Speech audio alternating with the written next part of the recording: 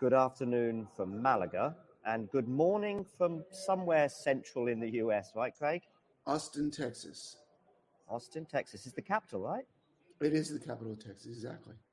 Lance Armstrong, is that his This is Lance's country. He spent a lot of time. It's a lot of undulating terrain, a lot of hills, great for biking. Biking is everywhere here. Are you a biker? My wife is. No, I was out on my bike this morning on my mountain bike, running my dogs on the trail behind my house. So that's about the extent of my biking. Craig, you're certainly an early riser, and I noticed it from your picks at Wimbledon this year as you were enjoying the early opportunities to taste and savour centre court. But we're not here to talk about Wimbledon. That's for the European summer. We're in the midst of European winter, although fortunately here in Malaga it's still pretty sunny. So let's get to Turin. You were there, right? Yes, I was. Yeah, for the almost the entire time. I came back Saturday and then did a report for the ATP on Sunday here from Austin. Got it. Okay. Let's begin with the final. I think we have to. The first question I have for you regarding the final is sort of where was it won and lost, especially thinking about the round robin stage and some of the differences between those two matches? Yeah, I was courtside, front row, right on the baseline for the round robin match between Novak and Yannick. And when Novak gets a little passive, when he's not quite, dictating out there on the court, he hits too many backhands. That's the MO. He always has. When I worked with him 2017 to 2019, I was always cognizant of the backhand to forehand ratio. When he's humming, he's looking for that runaround forehand. The runaround forehand has three benefits. It's upgrade, double, and freeze. The upgrade is I'm putting the forehand and the backhand as the sword and the shield. So when the ball is hit to his backhand, instead of him using his shield, he puts the shield down and picks the sword up. From the back of the court, it's about 75% winners from the forehand side. So certainly when he hits the runaround forehand, which accounts for the majority, the runaround forehand for Novak in the ad court has more forehand winners than forehands in the deuce court. So it's a big deal. It's a big deal to hit the runaround forehand. Secondly, you can double the target area. You can go inside in, inside out, much easier than with the backhand. The backhand sometimes is even inside out going down the line. And lastly is that you freeze the opponent so that when you do the runaround forehand, they can't tell from your positioning where it's going. So upgrade double freeze really makes the runaround forehand very, very potent. And when Novak's not hunting that and he's settling for backhand, sometimes when he gets nervous, he knows the backhand's going to go in. He doesn't mind hitting backhands, but it's not really hurting opponents. He got away with it in Paris. In the final, he had a lot of backhands. But in this match, Sinner was crushing backhands. He was just roping them to, corner to corner through the ad court. And it was to Sinner's benefit. And Novak, didn't really pick that up. He was cruising till 5-all in the first set, 5-all 40 love. And he loses that game. He got tight. He served a double folded deuce. Sinner was crushing balls. He hit Novak served and volleyed at 40 love. Probably shouldn't have because it gave Sinner a target. Sinner hit a backhand winner that went right through the line. And from then on, Novak immediately got into it with the crowd. The arms are going up. And he got distracted. And he didn't see the game plan as clearly as he needed to. And Sinner was just dominating ad court exchanges. Sinner was the one wearing the pants from the baseline. And because Novak was distracted, he didn't pick up on all of this. So for the rest of the match, he was, even though it's 7-6 in the third, it was one of those matches where it was just a matter of time. Yannick was always had the better strategy. Novak was having to dip into higher risk patterns of play. And, Yannick won. But in the final, he adjusted. I don't know whether he read my analysis. It kind of looks like the carbon copy of what he should do if he had read it. But he came out firing. He came out looking for forehands.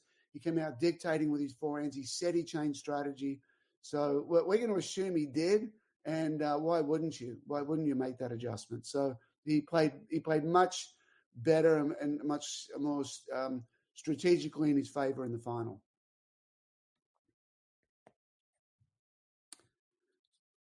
Sorry, John, I can't hear you right now.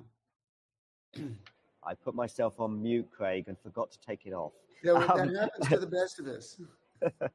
Maybe that happened to Novak in his first encounter, and it didn't happen to him in the final with Sinner. What I was really interested in, it's great that we've got you on right now, because actually strategy was something that was mentioned quite a bit by both players in a way.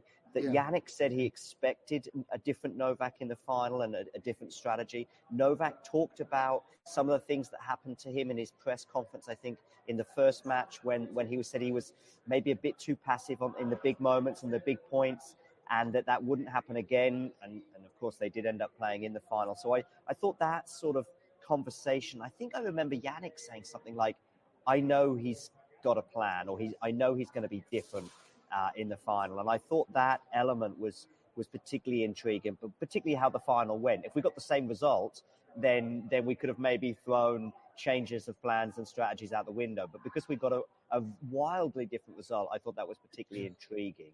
What about Sinner? What could and should he have done maybe different in the final? Yeah, and just before I answer that, going back to what you said, there's the other layer of that is it's a monumental achievement to beat Novak at any stage, especially in a year like this where he's dominating so much. I think he only lost 6 matches for the entire year. But to beat him once, congratulations, that's awesome. To beat him twice in a row, almost impossible. Almost impossible. So the fact that Jannik had won the first encounter, I think just in general, from a belief standpoint, from now Novak's got a lot more motivation. He's got revenge on his side. He's got the final. He's got his legacy. He's got, adding to his career. I think he's up to 98 or 99 tournament victories now. To beat Novak twice in a row is literally almost impossible. So Jannik had that against him. Jannik tapped out early and panicked too early in the point in the final. And I would give Novak a lot of credit for that, because Novak came out pummeling forehands. His average forehand speed was much higher than Jannik's. I don't remember exactly, but it was significantly higher. And so now Jannik's playing a little bit more off the back foot. Jannik's forehand historically is the side that can get loose. His backswing is quick. His backswing is quite big. He goes after it. He doesn't have a great defensive forehand.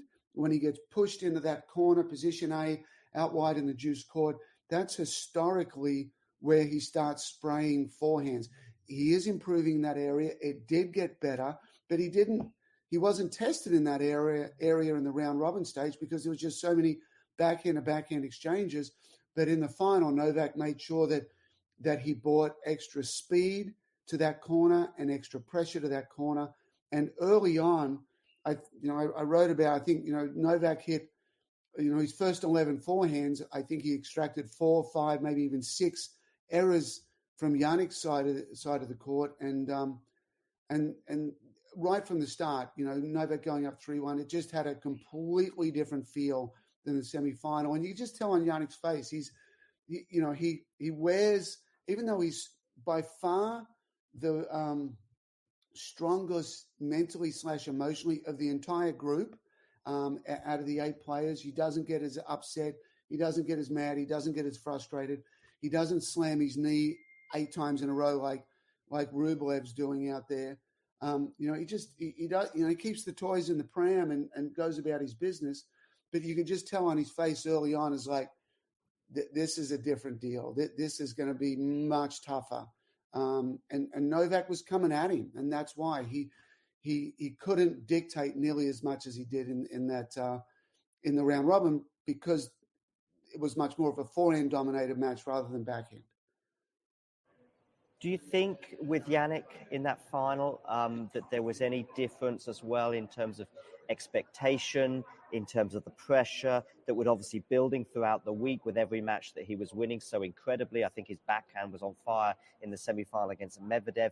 But also Italy was getting a bit of tennis fever, I think, and the Carota boys and the emotion within the stadium. And do you think that may have played any particular role, particularly as Yannick took a set and a half to settle to some extent? I mean, maybe we're taking away a bit from Novak in terms of his incredible performance, but just looking at Sinner, was he, pulling the trigger too quickly is something you touched on, panicking a bit too early in rallies? Was that a mental thing, do you think, at all? Yeah, we didn't see this problem up until the final.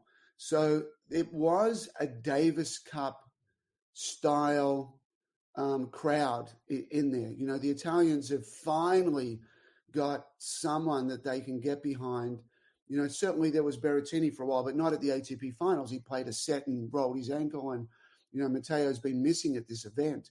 So to have Yannick there, the Italians just went ape droppings. It was unbelievable, the amount of energy in that stadium, and that's a good thing. That's a great thing for our sport.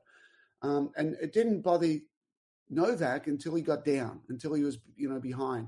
Then he he's a little negative and he's a little pissed off, and he's like, okay, I'm going to go engage this crowd because I need to let out some of this energy. I need to kind of press the pressure meter, and sometimes he screams at his box, which happened less in this event. There's still a little bit, but happened less. But boy, was he was so locked on, so positive, so ready to go, and things were very clear in his mind. So I think from the final, we go back to the 3 round robin matches in the semi-final. Yannick was in superb form. He played extremely well, and we just didn't see him kind of shocked and bullied around the court like we did in the final. So I don't think it was the crowd, because Yannick had that for 4 matches. I think the crowd helped him. I think he handled that well. I just think it was Novak finding the right game plan.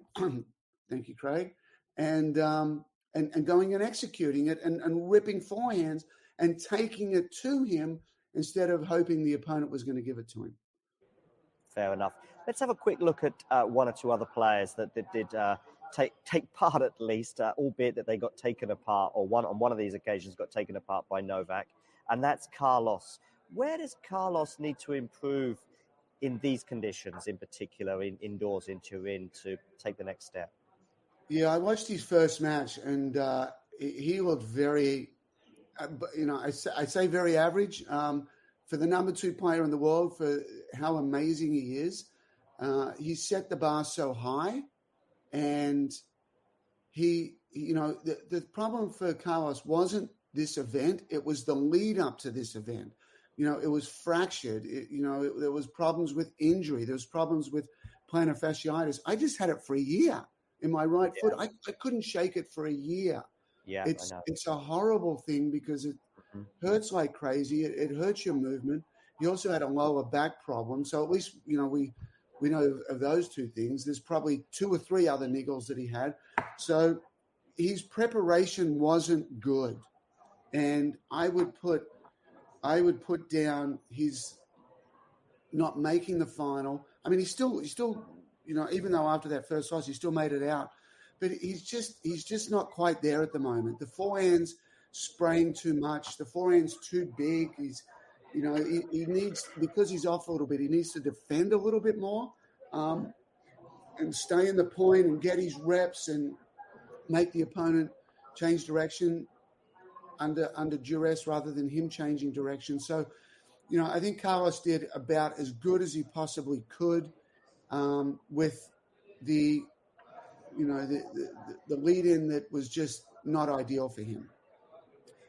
What about Daniil Medvedev? Where does he go from here? I mean, actually, this time a year ago, the future and the immediate future looked pretty bleak for Daniil, having had the sort of post-Australia hangover, if you like, that carried on throughout the year.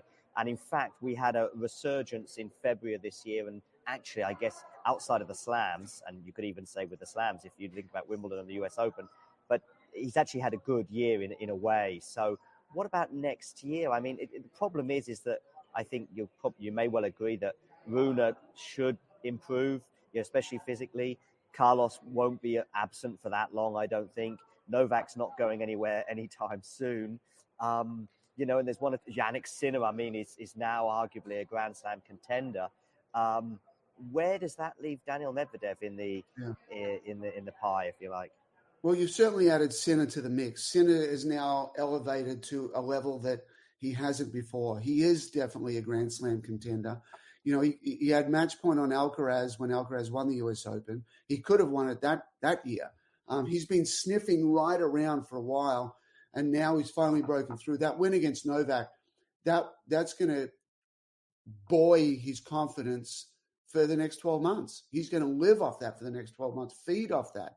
So for Medvedev, he's doing nothing wrong. His game is good.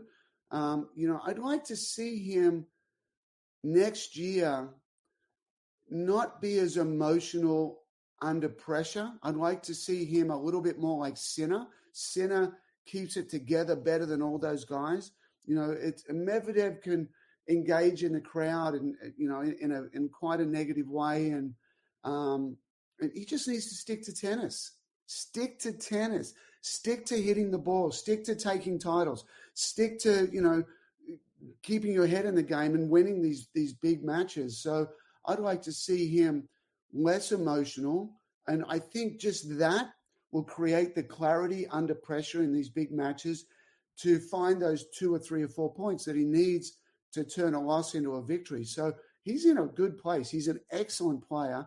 I'd like for him to go to the net a little bit more, not only when he has to, but, he dominates so well from the back of the court, but hunt the short ball, hit that deep ball, get the short ball back, and don't be content to go another 3 or 4 balls.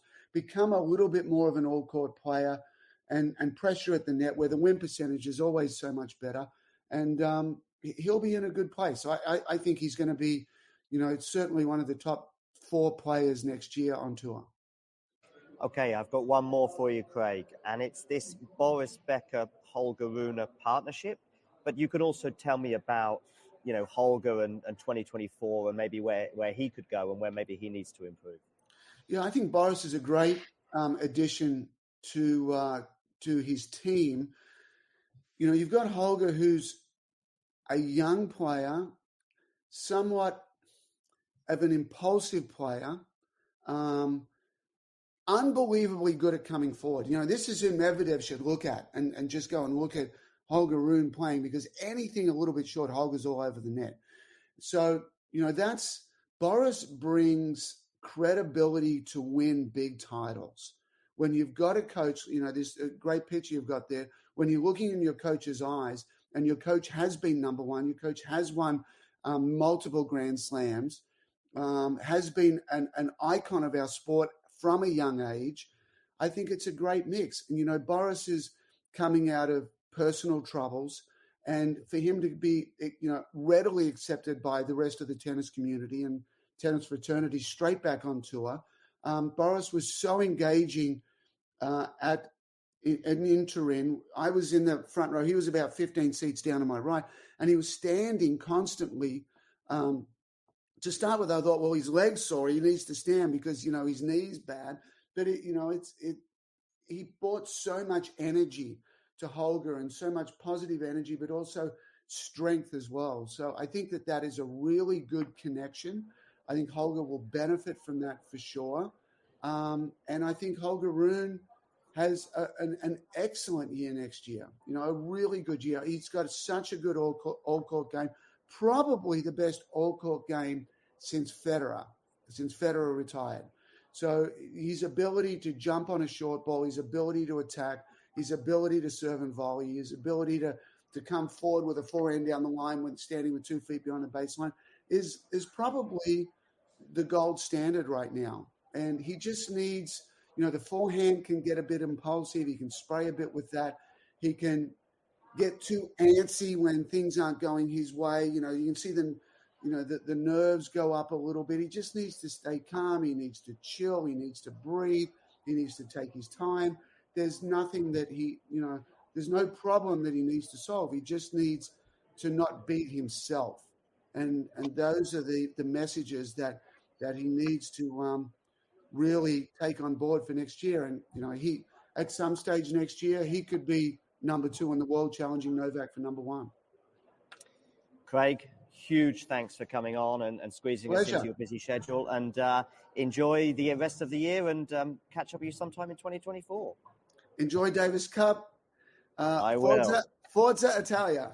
Yeah. Oh, you're backing the Italians, are you? By the way, I've been working with them for 8 years, and I'll be assisting in Davis Cup. So let's hope they finish strong. Makes sense. And make sure you check out Craig's Brain Game and also check him out on Twitter as well and all the socials. Big thanks, Craig, and we'll catch up with you next year. Pleasure. See you, mate. Bye. Bye-bye. If you enjoyed this video, ready? Make sure you like button. Play. Okay, talking tennis here at the Davis Cup in Malaga. Just going to try and find somebody from Finland. I don't know if there's anyone here from Finland. Oh, hello. You're from Finland, I guess. And do you live here in Spain, or you? No, at least not yet. Okay, not yet. When did you arrive? 2 days ago. 2 days ago. Right now, you're going to be on Talking Tennis. It's a new YouTube channel, and we've got about 12 subscribers. But maybe with you being on, you might help us get to 20 or 30. You're going to have 16. Maybe 16, yeah. Tell me about the tennis so far today, and have you been having fun? Yes, we have a great day for tennis today because these guys are so great players. These guys are good players? Yeah.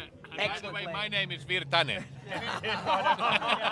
My surname is Virtanen. He's waiting his turn. It's coming. I have a racket here also, so I'm ready to play. It's a small misunderstanding. We thought he's going to play on a doubles, but okay, so... That's why I need some for courage, you know. What about your man Emil, though? He's injured, so is it going to be... Because right now, of course, it's 1-1. It's all down to the doubles against Canada. And, yeah, you got it on. Good. And by the way, you're flown from Finland, right? So you're flown from Finland, you've got a beer, and you're watching it on your phone. Of course. Yeah. You don't... Wait. I know. We are ready. Let's be practical. Life is full of mysteries. Yeah. One of the mysteries We is... were queuing half an hour for the beer, so and finally when we got it, so we decided to stay, enjoy it for a moment. Good word, cherish. By the way, tell me about the beer prices in Spain compared to Finland. Beer prices, quite good actually. Oh, in Finland they're quite good, or quite good in Spain? Spain. Yeah. How much is a beer in Helsinki or in Finland? No idea. I would say 10 euros. 10 euros. And how much was this beer then? Do you know? I didn't pay it, so. I know. Maybe five euros. That's why I said it's very affordable, of course. And one last We have question. good friends. One last question for all of you. Who is winning, Finland or Canada? Finland! Of course, Finland. Of course. Finland! There we go. Thanks, guys. Take care. Talking tennis.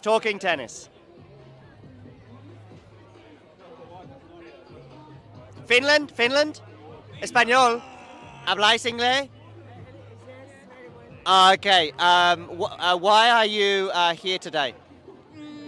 I received the entries from the university. Oh, okay. But are you supporting Canada or Finland? Both. Oh, both. Very diplomatic, muy diplomático. ¿Cómo se dice en español? Diplomático. Yo hablo español, pero mi canal de YouTube es solo en inglés. Pero tu nivel de inglés tan bueno. And your English? No, I am Spanish, but I You speak a little bit. Gracias. Hablamos. Finland? If you're from Finland, that's really what I'm really keen to find. So this is Talking Tennis. It's not live, don't worry. So if we make a mistake, we can edit it. But tell me about your day today so far. Oh, absolutely great. You know, we've been waiting for this for a long time. Yeah, and now we're doing it. And it could happen. I mean, right now, 1-1. It may happen, but we'll see. Did you fly from Finland today? No, we've been here for the golf, and this is the main thing. So when did you arrive? When did you arrive? Sorry. They came Saturday. Saturday. Okay, Saturday. And you got here when? Here? Yeah. A month ago for A golf. month ago? Yeah. Oh, you've been playing golf for a month? Yeah. And when are you going back to Finland? Oh, next Thursday. Okay, so this is the end of your trip. and it's lucky that Finland are here and they're making it happen anyway. And you had a good time? Very good. All right, thank you very much. Take care. Buenas. Okay, I'm just going to have one more. Let's go for one more, shall we? While my setup here is still working. Finland does Malaga. Okay, I think I finish. Okay, good. That's what I want. I want Finnish people. And you speak English? Yes. Yeah. Is there anybody in Finland that doesn't speak English? Everyone. Yeah, there are. Is there anyone in Finland that doesn't drink beer? No. No. Have you flown from Finland like today, or do you live here, or what's the situation? Yesterday. Okay. Yeah. And what time did you arrive? We arrived at 6 o'clock yesterday When are you leaving? from Finland When do you go back to Finland? next Sunday. Oh, you go Sunday. So Yeah. you're going to make the semi-finals, do you think? Yeah, no, I think not. You think Canada will No. win? Yeah, Okay. I don't know yet. We have been here 2 months. Oh, you've been here 2 months. Yeah. You have a nice tan. Yeah, yes. Okay. Yes, and yes. what have you been doing for 2 months apart from drinking beer? Garden and look after our house and so on. Oh, okay. Yeah, So you yeah. have a house here. Yeah. Anyway, and you having a good time? Yes, I have a very good time. Viva España, no? What? Live Spain. Yes, yes. Wonderful. Thank you very much. And Talking Tennis, that's the YouTube channel, and you're going to be famous. Okay, yeah.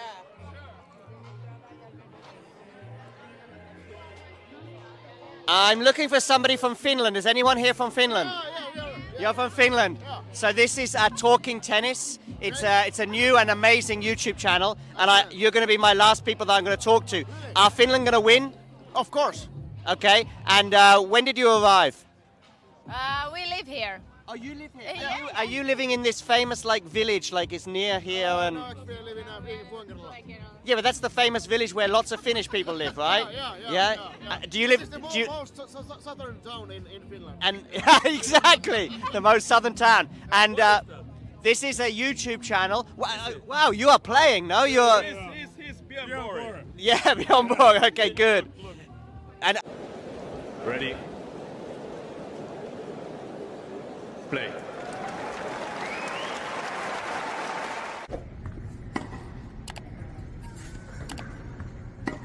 And now here I go right.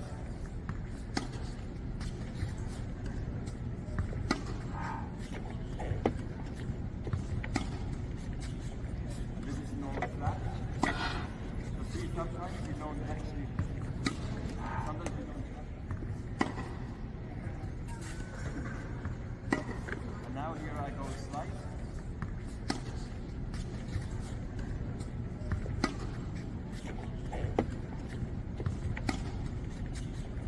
This is normal flat.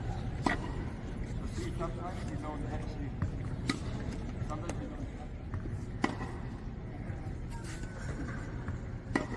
And now here I go slight.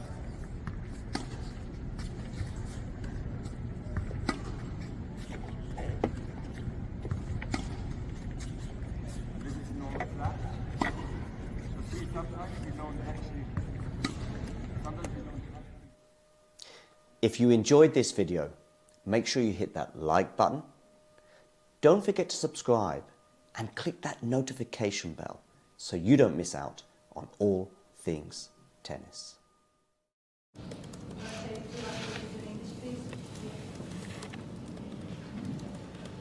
Hi Novak. I don't know if you saw what Vasek said last night about organising and tennis could and should be even bigger than it already is. If only the people organising it were doing their job properly. He highlighted the balls, he highlighted playing late at night and then early in the morning and injuries. I just wondered whether you heard that, but also if you'd like to add something.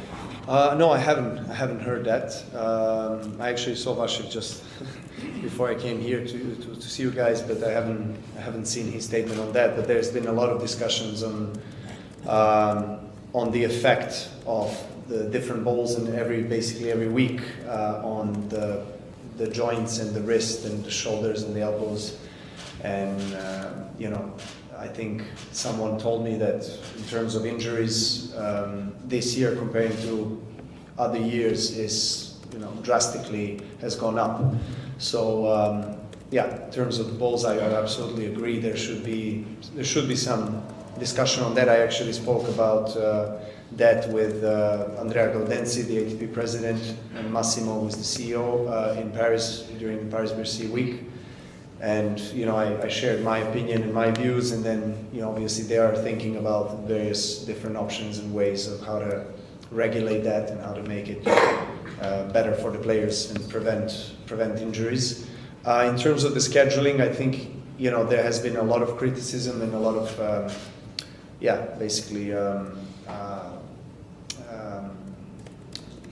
players complaining about it. So I think that should be addressed in a proper way. Obviously, Davis Cup and ITF is regulated differently from ATP Tour and from Grand Slams. You have different governing bodies, different schedules, different broadcasting demands. In the end of the day, we know that the TV is the one deciding, fortunately or unfortunately, but there has to be more, I guess, thorough discussions on that as well.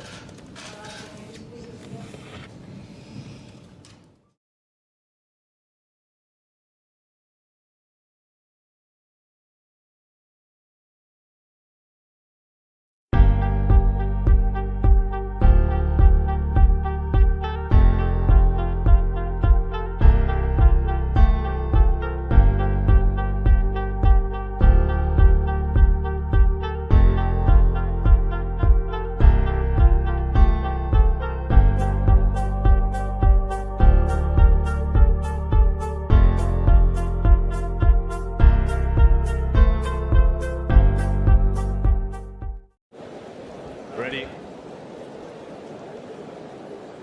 Play.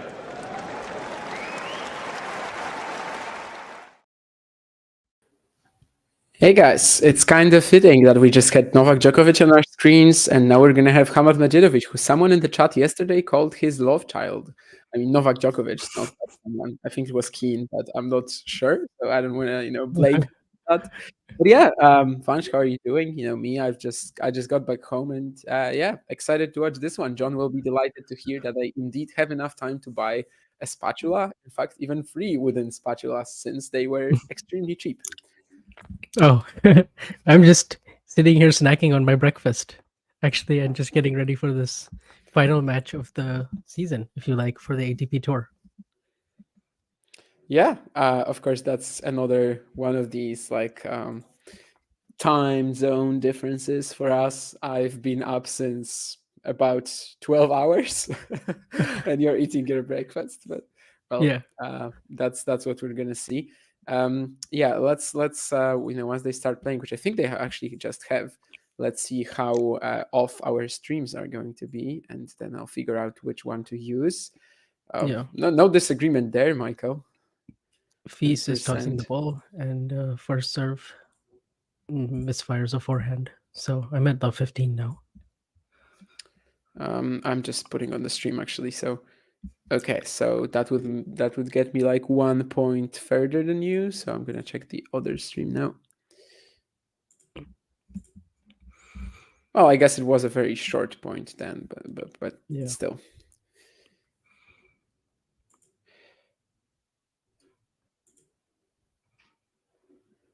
I mean, let's speak about the matchup. They haven't played. I actually checked their junior records as well. Maybe they played in like something like, Le Petit A or something like that, or maybe Tennis Europe. I don't know, because they are after all from a very similar birth year. But I actually checked their junior records. Just proper like ITF juniors, and they didn't play there, neither singles nor doubles. So maybe they don't really know each other all that well, but still, I mean, they must have bumped into each other at a lot of junior events for sure. Yeah, we've seen Feast. I mean, yesterday we saw Feast and Vanash. They played a Roland Garros final 2.5 years ago, and wow, Feast has just hit 4 aces in a row, putting on a serving clinic. Yeah, and I think he kind of needs it today. Like that's something he needs to match, Medjedovic serving. Yeah. And I think so far maybe the only real critique of Feast that you might have is that he's been like sort of fluctuating with his level a little bit more, and specifically with serving rhythm. Like he's dropped a fair few games where, you know, he kind of gave them away for free. Sometimes he made up for it, sometimes he didn't. That's how he lost the 2 sets against Nardi. There were also a couple in the Vanash match yesterday. And I just sort of feel like, against someone with a cannon like Medjedovic, Fils sort of needs to be on it. The good thing for him is that when he was playing Striker, he was actually like, you know, matching him on serve. Unreturned serves, they were very close to each other in that stat line. And, you know, if that is the case for Fils against Striker, then of course that's going to be pretty amazing for him. I don't know what that was, but was it you? No, okay, maybe not then. I have no clue what that was. I suddenly heard some weird noise on my earphones. Maybe it was a website or something. Anyway, I just feel like Medjedovic, maybe the edge of the ground isn't even as high as it can be against Striker. So maybe it's even more important for him to just stay cool on serve, basically. Yeah.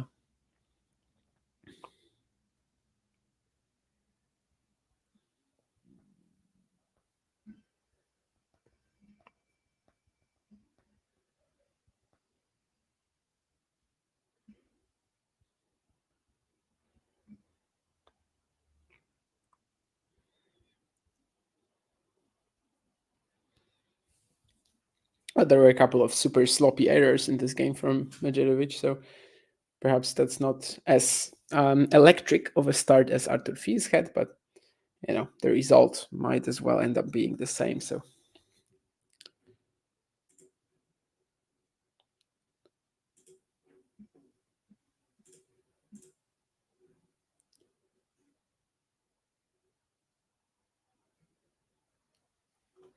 well, that's also a reason to like someone, that he looks so much like your nephew.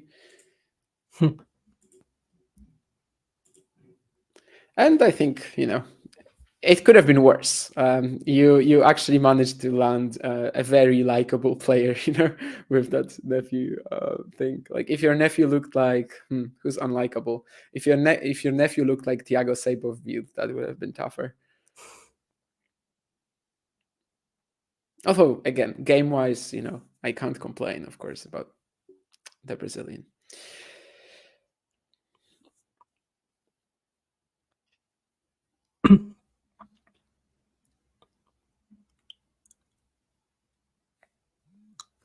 Someone in this chat mentioned that Fils is an incredible athlete, and it just got me thinking back to the base camp video that the ATP put up, where he basically won all the categories.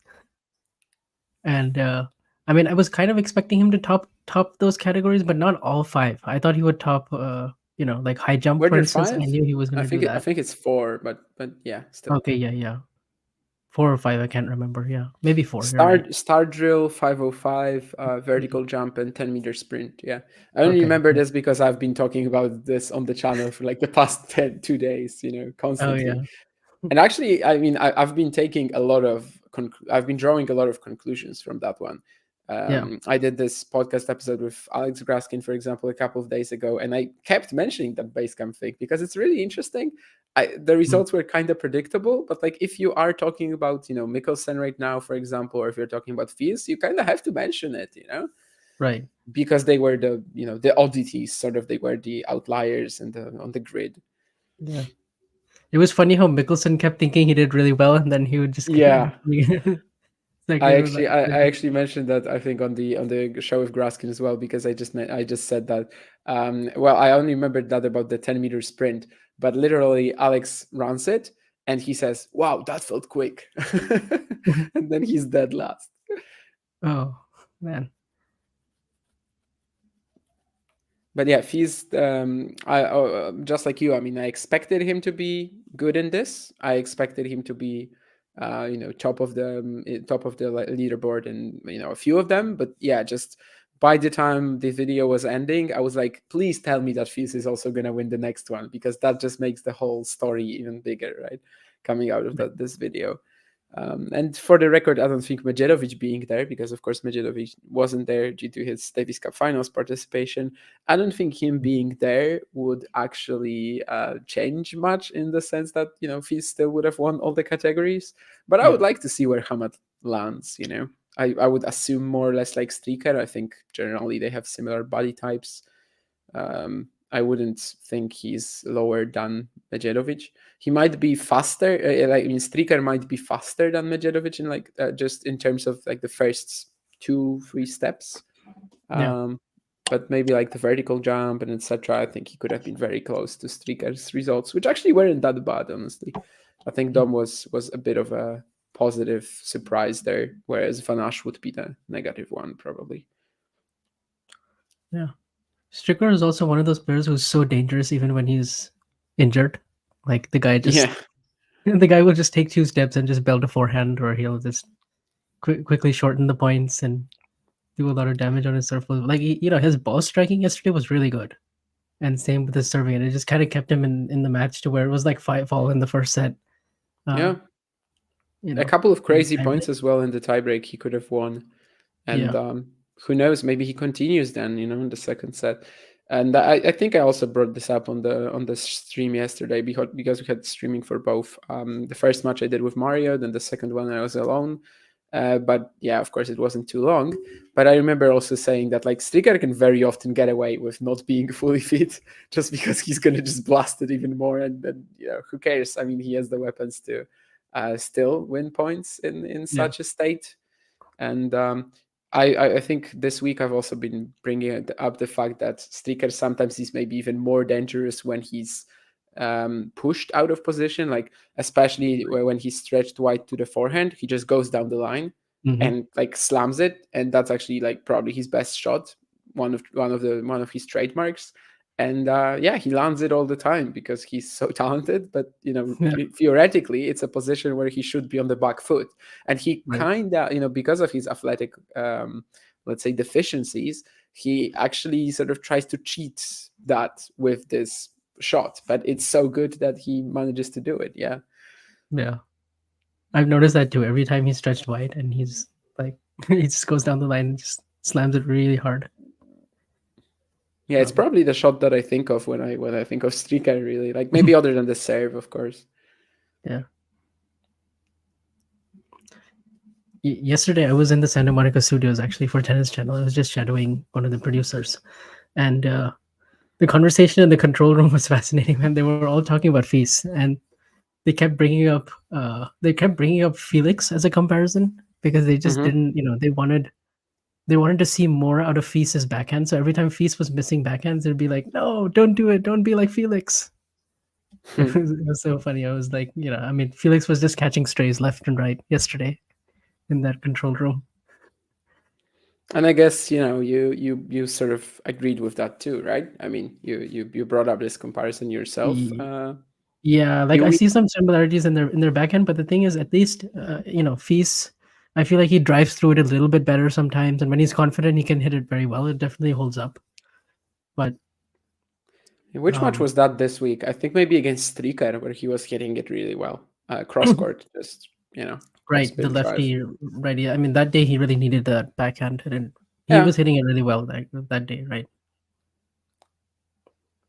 He has some good backhand performances here and there, but it's not huge. It's not like in comparison to his forehand. Obviously, it's I mean the forehand is like, I mean, he hits that like 3,300 RPM, something crazy like that. It's like one of the, and at the same time 6 speed as well, because in that tiebreaker against Vanash yesterday, that third set tiebreak, he hit like 149 kilometers an hour average forehand. In miles, I guess that would be like over 90. So it's ridiculous.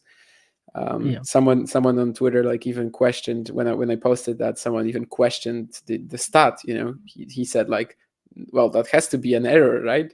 But then I told him that actually his average for the week is not that much lower, so it is doable over the course of like 8 points in a tiebreak. But yeah, it's the combination of that pace plus the fact that it's the heaviest forehand on tour, really. But yeah, maybe another player to think of other than Felix is actually Tsonga, who is sort of like an idol of his and has been compared to him a lot. And I guess for Joe Willie, I mean, the backhand was, of course, a liability. Did it stop him from winning slams? I would probably say that the Big Four stopped him from winning slams rather than his backhand. Well, yeah.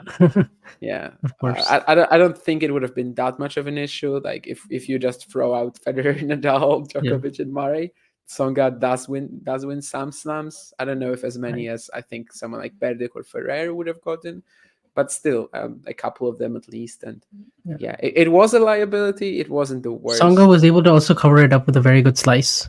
And also sometimes on the run, he would hit these one-handed backhand passes. Yeah. That was just ridiculous. Like the match against Federer that he played, he just came up with these ridiculous. I mean, not just that match, like many other occasions on grass. He's done it a lot of times. But which match are you thinking of with Federer? Oh, the 2011 one where he came back. Wimbledon. The famous one, where he came back with 2 sets down. I think maybe in Monte Carlo against him, he also hit he pulled it off many times against. But yeah, he was sort of like Sharapova lefty, something like that. Like they were doing it a lot. Like it's hard to mention specific examples because in most matches you would have, most matches maybe it's a stretch, but like very often you would have them attempting it at least once. So definitely one of his trademarks. I don't know if actually it was like meaningful enough to help his backhand, because after all, it's just like a situational point here or there, right? But it was certainly really flashy, and I guess maybe also tells you that he was aware of the fact that the two-hander is not ideal, and sometimes was trying something else as well.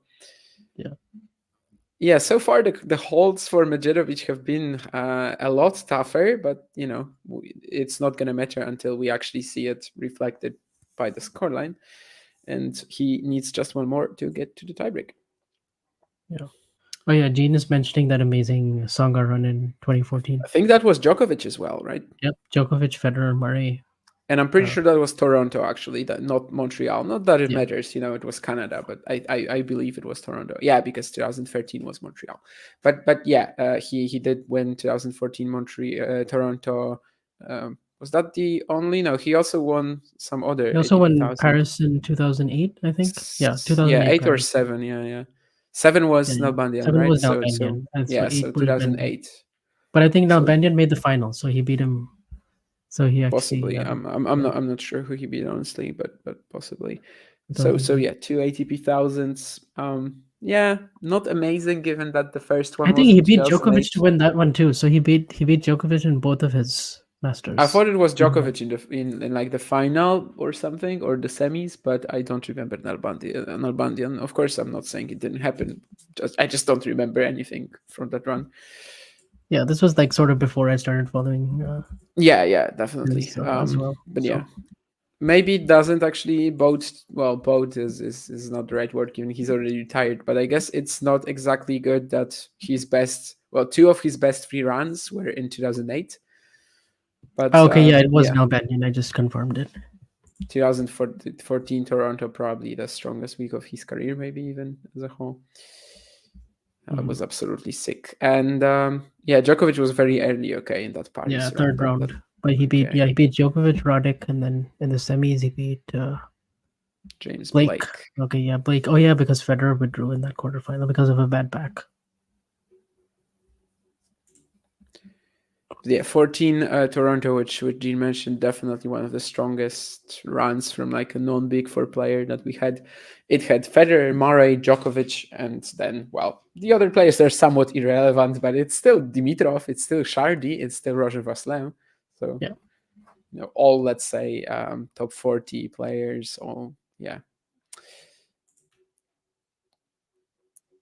I want to see if we missed something earlier, because for a while I wasn't looking at anything, but I guess it's fine.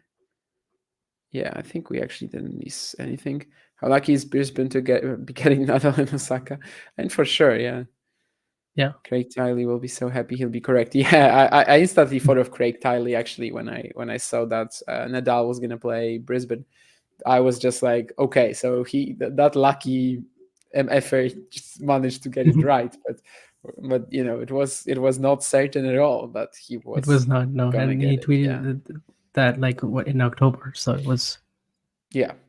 But Brisbane, you're right that it's gonna get a lot of attention. I don't know, what the ticket sales are going to be. Probably they're gonna rise if they weren't good already, and over millions around the world. Definitely, it's gonna get a lot of attention. So.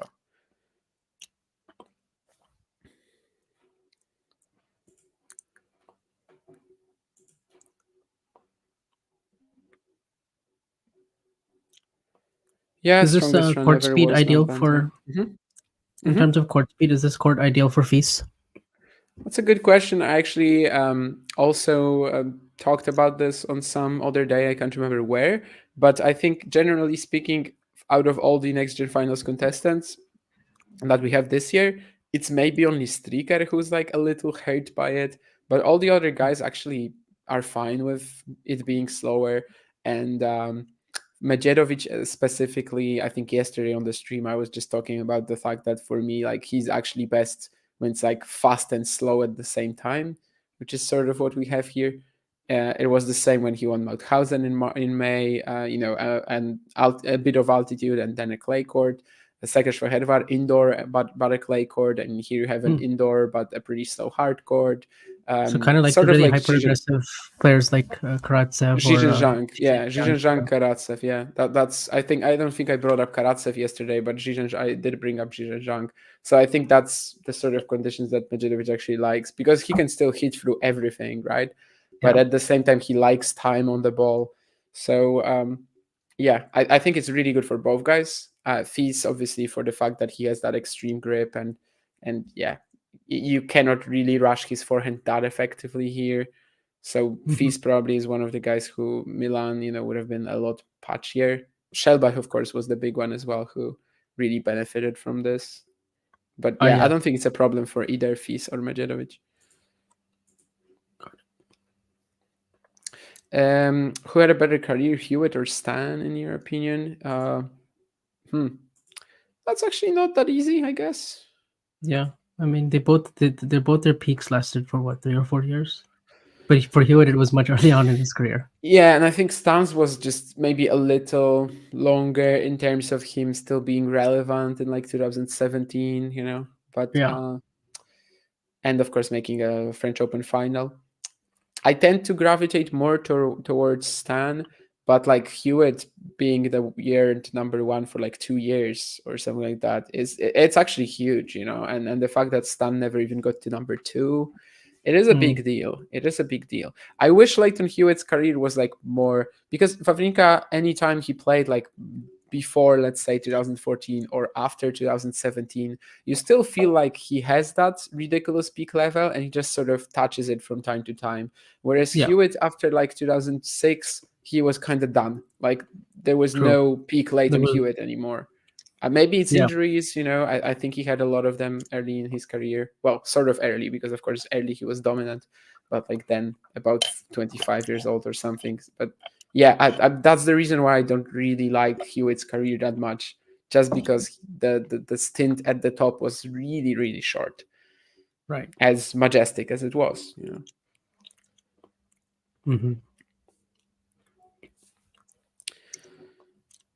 That was a bit of a missed chance for Fees. Had Medjedovic running from corner to corner. Eventually mistimes a forehand of his own.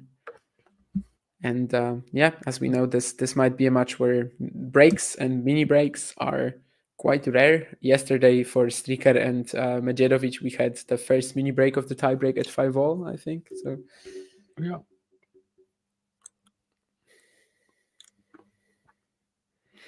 We'll see if Medjedovic pulls out of course, it's going to be tougher in this one, but we'll see if he pulls out the backhand drop shot. Yeah.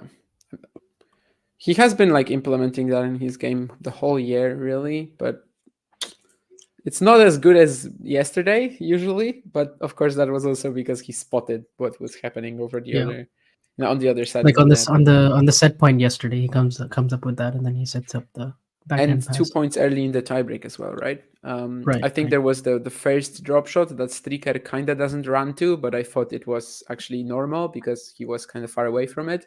But then there's the second one, maybe like 5th or 6th point of the tiebreak, where Striker just makes no attempt whatsoever to chase down a definitely a trackable drop shot. And of course, later on we sort of knew why. And yeah, on the set point, it was just good example of awareness, I guess, from Medjedovic. Speaking of good Medjedovic points, I don't know exactly where you are right now on your stream, but I'm at 2-all and they're just rallying across court. yeah.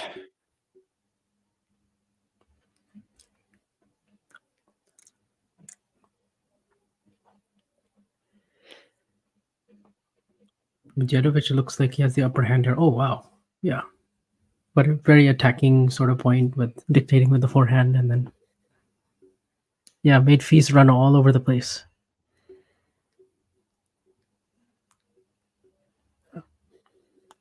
I mean, what a ball striker this guy is when he's in position. It's Was it you who said that you think he's going to be a mainstay in the top 50 or 20, something like that? Sort of, yeah. I mean, I just said that both guys, Medjedovic and Fees, from this next gen pack are the ones who I think can be like a constant presence on the top of the sport. Like, I don't know what that presence is. You know, I think I've said before also that like Medjedovic is probably like my ballsy pick to reach the top 10. Yeah, I mean, I don't know if the constant thing really applies there, but yeah, like if we're looking at all of these 8 guys, I think Medjedovic, Fils, and Striker are very clearly ahead of the rest for now in terms of like long-term prospects as well. But Striker, I just don't know if he's going to be pulling it off consistently. I just don't know. I'm not really sure how Medjedovic, falls off a certain level. Mm-hmm. Once he, I guess, is just less rough around the edges and uses the experience that he's been building up. And it's actually kind of funny. Like yesterday, I spotted this, that when you think of Striker and Medjedovic, you would maybe, and actually it was also the case with Medjedovic and Vanash, I guess, that you just assume, the names of Vanash and Striker, they have been around for like a bit longer, I guess, on the tour, and you just sort of think that they have more experience than him. But actually, after this year, it's They've not been that more, simple. Yeah, they've been more hyped for sure than this guy. Yeah, and Medjedovic this year, he reaches 2 ATP semifinals. He plays 2 slams. And what you just said, I actually also talked about this yesterday, that I'm surprised how little hype there is about Medjedovic still, which I think should change really with this event, and I hope it will. But like compared to some other talented prospects, Medjedovic is getting very little engagement on social media, I think, despite the Djokovic thing, actually. Yeah, and I mean that's like the only thing they know about him when you ask them, or like I wouldn't say only thing, but like that's the first thing that comes to their mind, right? It's like, oh, that guy, that Djokovic is helping finance his career. Kind of the only, yeah. Yeah. Someone brought this up a few years ago when we had Leo Borg with the first Challenger wildcard. Like, when will be the moment when people stop saying Björn's son in a tweet, And I think by now, of course, this has happened, even though it's still the biggest thing about him. But yeah, with Medjedovic, I feel like a lot of people still sort of need to note that this is the guy who Djokovic finances, right? And I think he's done well more than enough to sort of drop that by now. Yeah, pretty soon enough. I think next year. I mean, if he wins this, he'll be fine. Like he didn't need no help. I think so. This will give him a lot of recognition.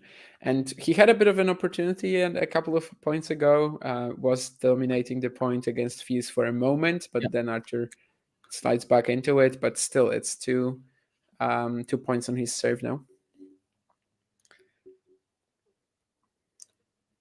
This tournament could have ace out wide. This tournament could have had Carlos, Runa, Sheldon. I mean, well, they couldn't have had Runa and Alcaraz, right? Because they played the ATP finals. Yeah, it's actually said now. It wasn't in the past, but it's actually stated now that you cannot play both. Right, and Shelton, yeah, I guess he didn't really think it made sense to play it this time. Well, then Which, yeah, I mean, I can't really blame him for that. So, yeah. He will never play it. He will never play it, yeah. Well, yeah, I mean, because this is the last possible year he would have been eligible. He's 2002, right? So Yeah. this would have been. But even if he was eligible next year, he wouldn't be playing it.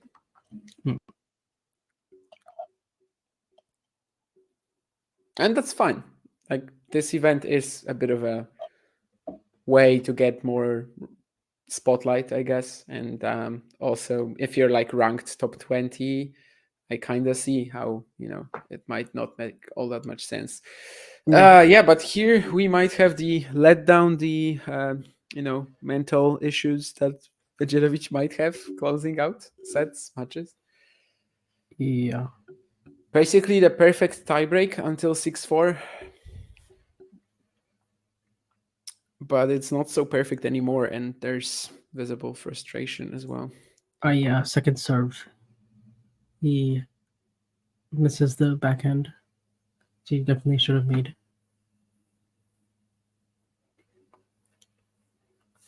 We saw him battle a lot of those demons in the first 5-setter that we had on Tuesday, right? Against Mickelson. Come again? Sorry, because I was reading the chat.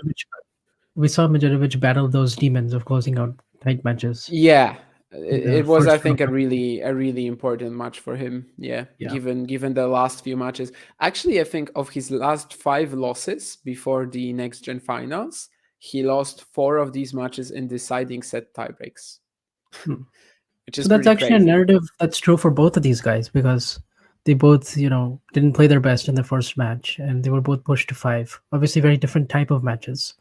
Yeah. But and also the winner of this will go undefeated in the. I wouldn't say that Medjedovic didn't play his best against Mickelson, though.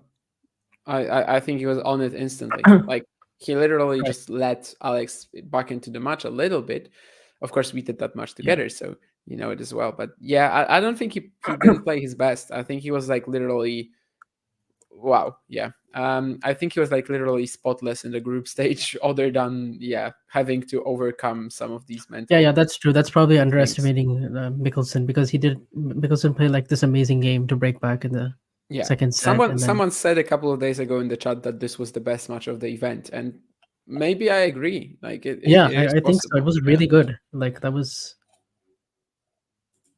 Because then obviously like the next day we had all just 2 straight setters, and then oh wow, Medjedovic really losing it here.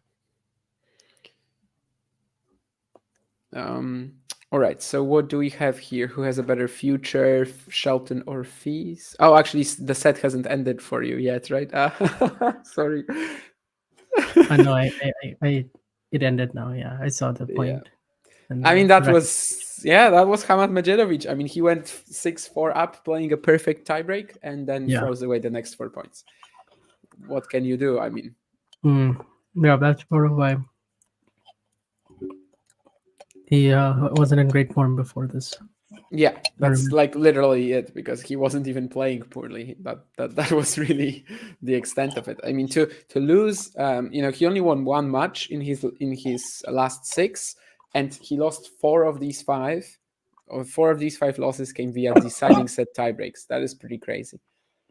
As Vansh is choking almost as much as Medjedovic was in that first set tiebreak. I think this went down the wrong.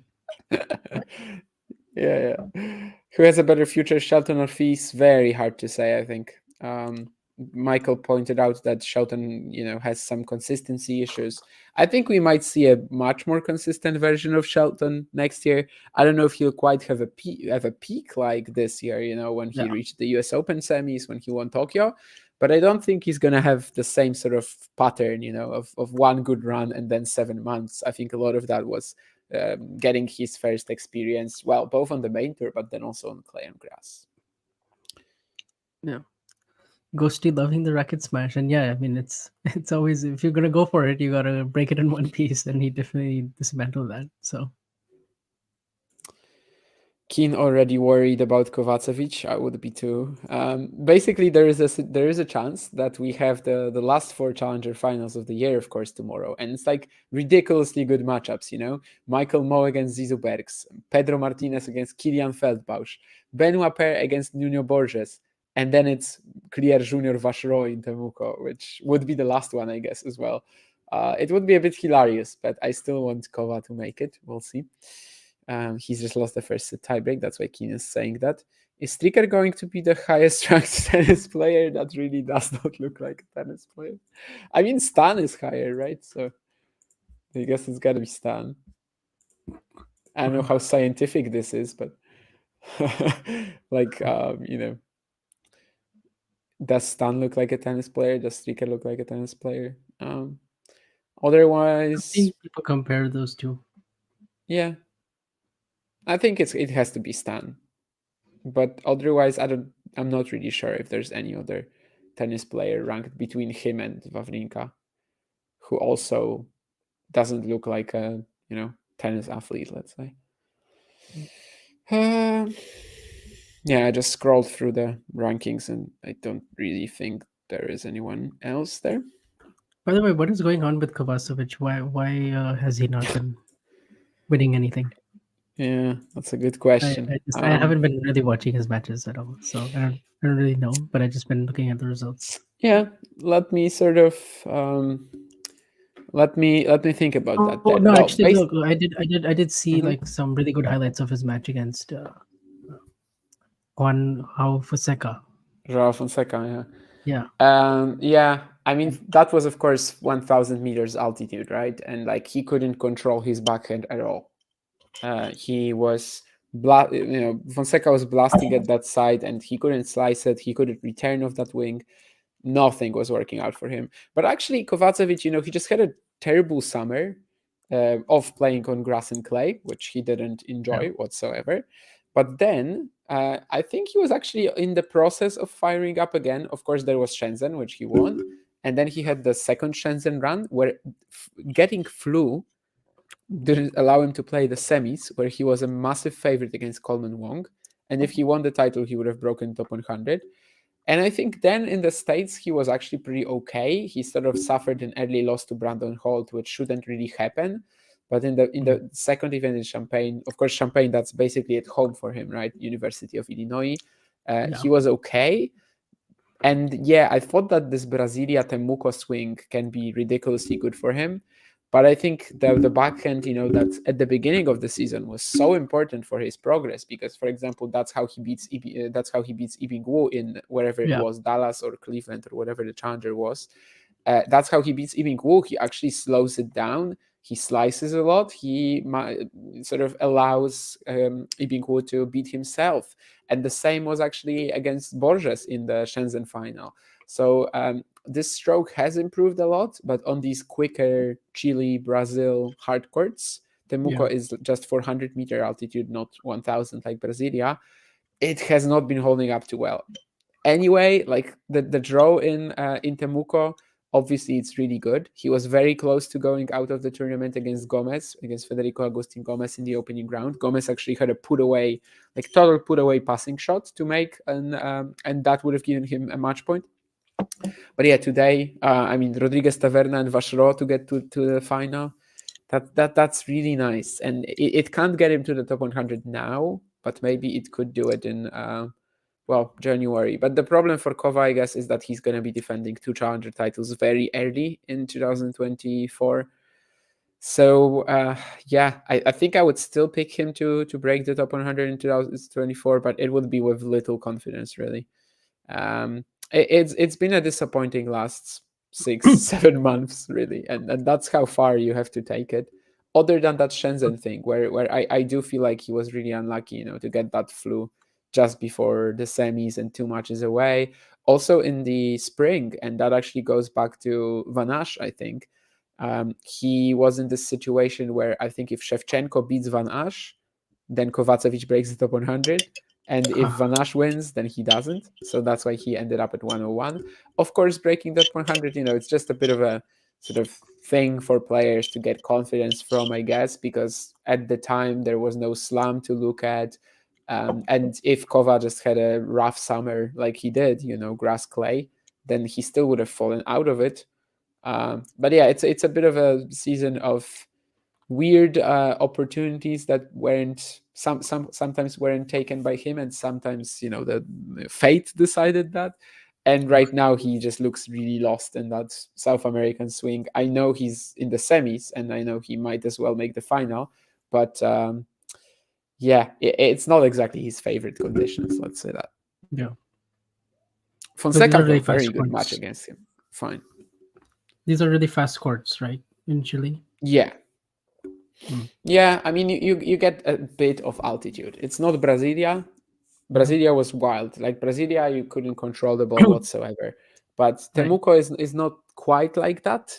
But still, it's really fast. Yeah. Have you been watching my friend Olafia as he lost many quarter stages? Actually, this week has been a little tough for me because I was moving apartments as well. And Challenger Tour kind of got the short straw, I guess, compared to the NextGen finals. When it comes to Ayeni this week, I probably didn't really see any of his matches. I know Ayeni's game well. I mean, I've watched him many times on the Challenger Tour, but I don't think I actually saw any of his matches this week. Yeah, I mean, he was close to reaching the semis here. But today, but I also couldn't watch that. It was also funny that he beat Matias Franco de Scotte in the first round. I don't know if you know why, because a couple of months ago, well, actually just a month. No, I can't remember what it was. It was like a month ago. Ayeni played de Scotte in a clay challenger qualifying match, and after the match, de Scotte said "Con este perro pierdo," which literally means like, "I lost to this dog." Oh wow. And Ayeni has now beaten him for the second time, so at least he got his win in that sense. And I sort of understand what the Scotte must have meant, because Ayeni has this style where he just approaches the net no matter what, right? And it's a little funny. It's definitely entertaining to watch. But I imagine that if you're like a tennis player who respects their baseline ground strokes, I guess, and baseline ground strokes is saying the same thing twice, but I wanted to say baseline strokes. And what you said about like Misha Zverev or like some of the other net rushers. Yeah. I think, or like Djokovic, when he played Karlovic in Doha 2015, obviously lost to him, and he suddenly decides to play this full game of serve and volleying. Like it's this similar message, I think, that this is not real tennis or something like that. I think that's what the Scotte must have meant. But yeah, it's still, of course, an awful thing to say, even if he says it in Spanish. And I don't know if Alafia speaks Spanish, but it's very simple Spanish as well. You can translate it. Yeah, yeah. I mean, I haven't learned. I used to learn Spanish like years ago. I can't really speak a full sentence in it anymore. But I have 3 years of school experience in it. But that's I have 4, I think. But it's such a long time ago that I cannot really speak a full sentence in it, other than like some random things like saying who I am and etc. But this is a sentence I can translate just off the top of my head. I don't have to Google it, so I think it's obvious that Alafia heard it as well from someone. So weird stuff, but I guess it's good for him to have defeated the Scotte twice already. By the way, we are having a very interesting and important game here again. He's making a couple of errors.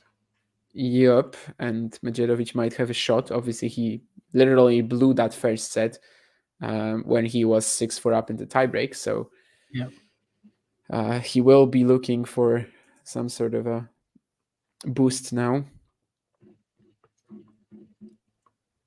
Oh, and this time Feast's backhand really held up. He held his ground. And he comes up with the pass. Did anyone see Taylor Swift concert at movie or Beyonce concert at the movie? No, sorry. But that's an interesting topic. I like when we just randomly start talking pop culture and in the chat. Generally, I like any sort of discussion that's not about the match, it seems. Sometimes we just start talking about everything else and not the actual match. But, I guess that's part of the magic. But anyway, here for a moment, we have to focus on the tennis. because I think That's soon. why it's a watch along now, and that's why I call it a watch along Exactly. now. For a not a comment. moment. For a moment, it's gonna be a watch along because we're gonna have our first breakpoints of the match, and Yeah. actually even 3 of them. So, well, potentially 3 of them if Medjedovic doesn't take the first or second one.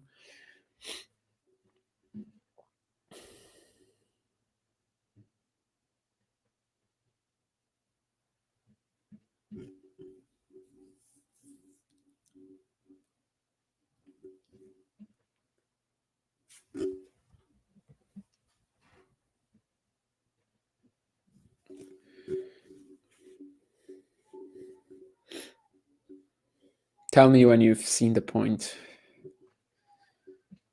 I'm at 1540. Okay. I have.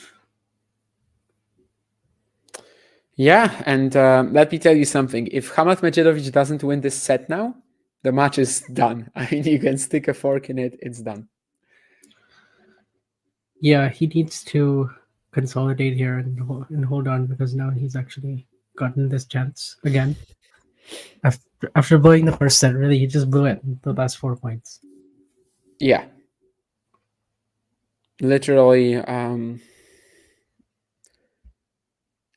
threw it away in the opening set tiebreak. So also losing this advantage would, of course, be a nightmare for him and likely give Fields a very good mental edge over him going forwards. But it's also amazing for Medjedovic that, maybe he had a couple of tough holds at the beginning of the match, but since then he actually has been kind of dominant. I mean, he's hardly really done anything wrong. I mean, other than the 4 points, obviously, which are so important because Sometimes they were after a set like that, you just need moment. to what was I going to say? Yeah, he did a quick reset, right? He took a long bathroom break and then came back and then just. He's actually been doing that a lot, by the way. Like other players, I haven't really seen that all that much, but I think Medjedovic, in most of his matches, he's been taking fairly long bathroom breaks. I mean, you may like it, you may not, but I mean, he's not punished for it, so I guess he's staying within the rules. And I think, in this case especially, he probably used his tactical advantage, I guess, in a smart way here.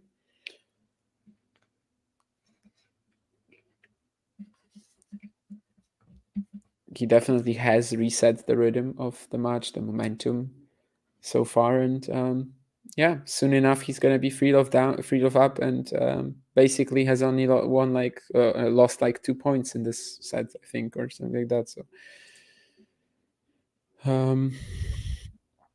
So yeah, for now it's really, really easy for him. Casually skipping over the smash ghosty, yeah, we are, I guess. Although Vansh mentioned it. Which match? No, the Rocket Smash. The Rocket Smash. Oh, okay, yeah, the Rocket Smash. Do we know where Potapova and Shevchenko got married? Did they already get married? I thought they were engaged. Okay. They got married yesterday. Oh, wow. And I don't know that about my dear personal friend. Mario put it out. Mario. Thank you, Mario. Yeah.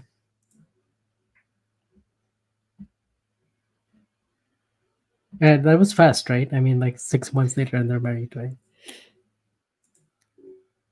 Come again? The engagement and the thing. Yeah. There's actually a very good story related to this because but I cannot tell it on stream. But let's just say that in a way, in like a twisted way, I consider that's not the way to put it, even in a very twisted way. But let's say you could make the joke that me and a couple of friends were sort of at Shevchenko's bachelor party. Like, it wasn't a proper bachelor party, but it's a story for another day. Maybe in 20 years. Like, you were at a challenger and you saw them partying with your friends or something. No. Yeah, I don't want to delve into it, but it's good. It's good. Unfortunately, it's not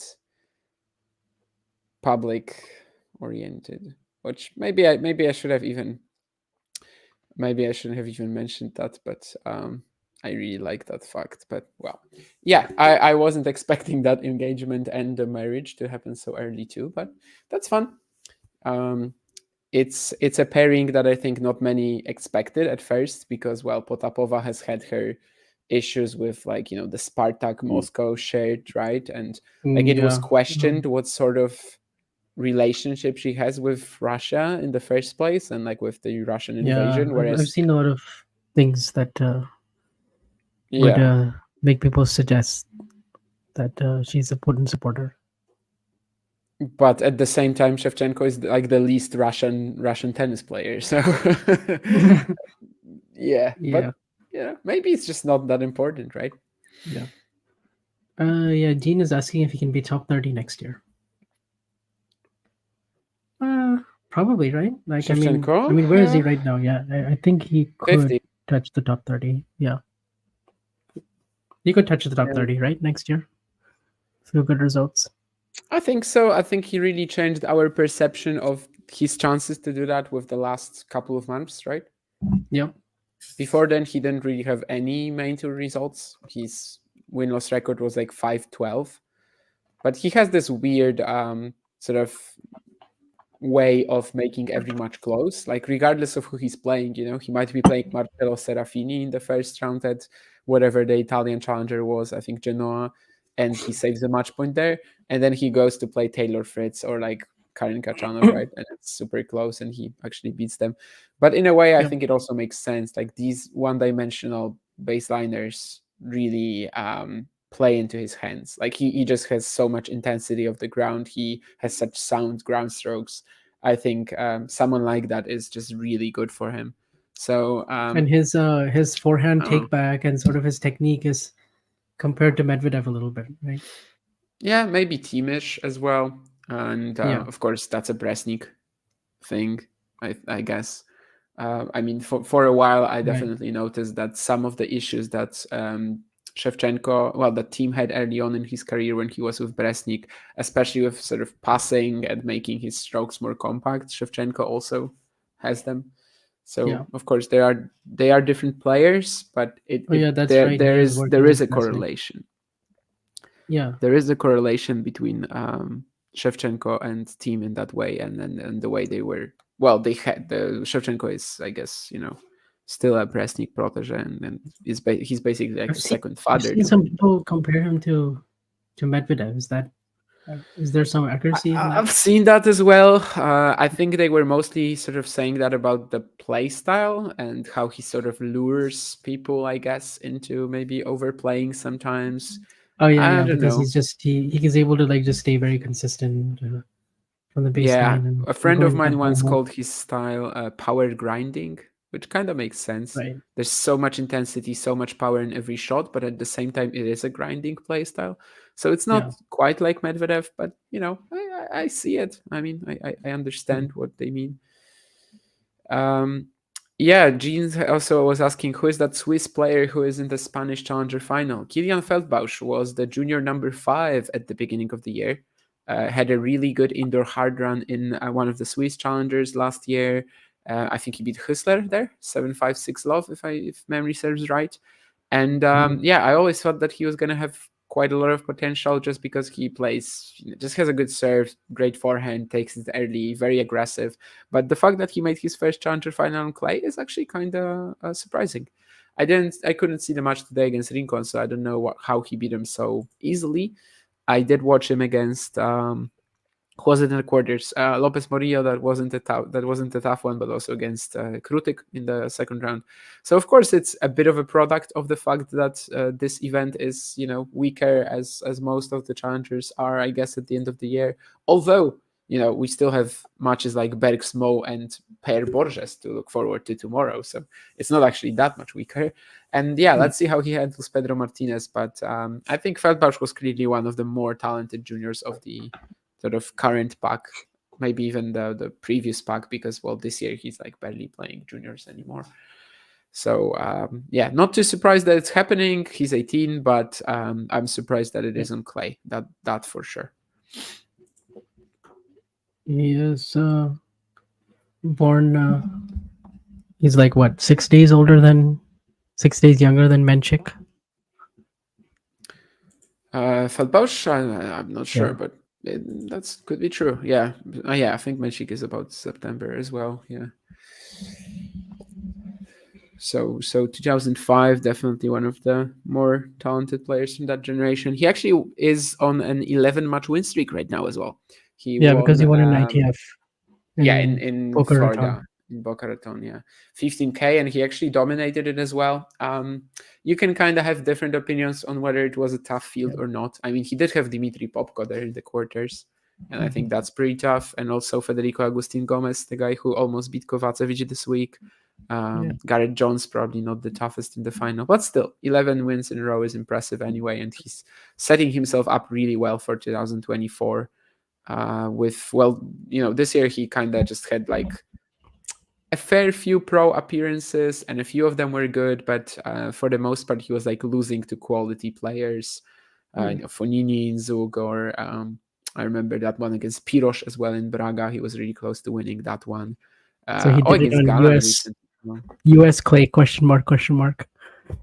Yeah, I think he only played one event on that, but it makes sense, right? I mean, on green clay, more aggressive play styles definitely can function.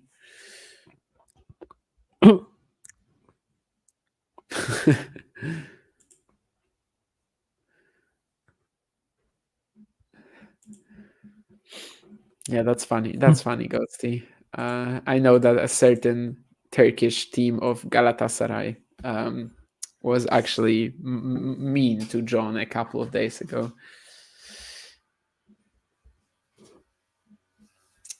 And that's the second set for Hamad Medjedovic. I mean, very fast, very good. And literally so far in this match, he sort of made 4 errors. Well, of course, he's made 4 more errors, but like he made some meaningless, inconsequential errors at the beginning of the match, I guess. But since then, it's only really been the 4 points in the first set tiebreak that, even this set, if we see the stats, I mean, Medjedovic 8 winners, 2 unforced errors, which of course is pretty crazy. It's not a big sample size, it's just 5 games, but still 5 forehand winners in 5 games. 7 out of 15 in terms of unreturned serves. And I guess this is also where we're sort of circling back to what I was talking about at the beginning. Like, as long as Medjedovic is, let's say, hitting about 40% unreturned serves, and Arthur Fils is nowhere near that, because he was nowhere near that in that set, then Medjedovic is always going to have a good chance. And also the average speed of Fils' forehand is way down compared to the previous matches. But I think that's probably also because he's just not in attack as much, right? Yeah, he has to defend way more in this match. Yeah. Sometimes these stats are a bit misleading. I think it was also against Vanash where they showed this graph of him playing. What was it? Who was that? Maybe it was Mikkelsen, or no, maybe it was actually the first set against Fils when he was hitting like 80% of his baseline shots very close to the lines and just 20% in the middle. Whereas in the second set, it was like 40% in the middle, or maybe even like close to 50-50. But, that stat sort of doesn't still tell you that in the second set, he was just constantly on the defense, right? And that's really the reason why it happened. I mean, the reason why it happened is not that Vanash started hitting his shots with more margin or like started hitting, on purpose. He was simply defending, and he was defending through the middle and just trying to get Fils to play more balls. So yeah, I think there's also this factor here, definitely in Fils' case, the average forehand speed, but yeah, I mean, he has been outplayed so far, so it's still good for him that he is at 1 set all.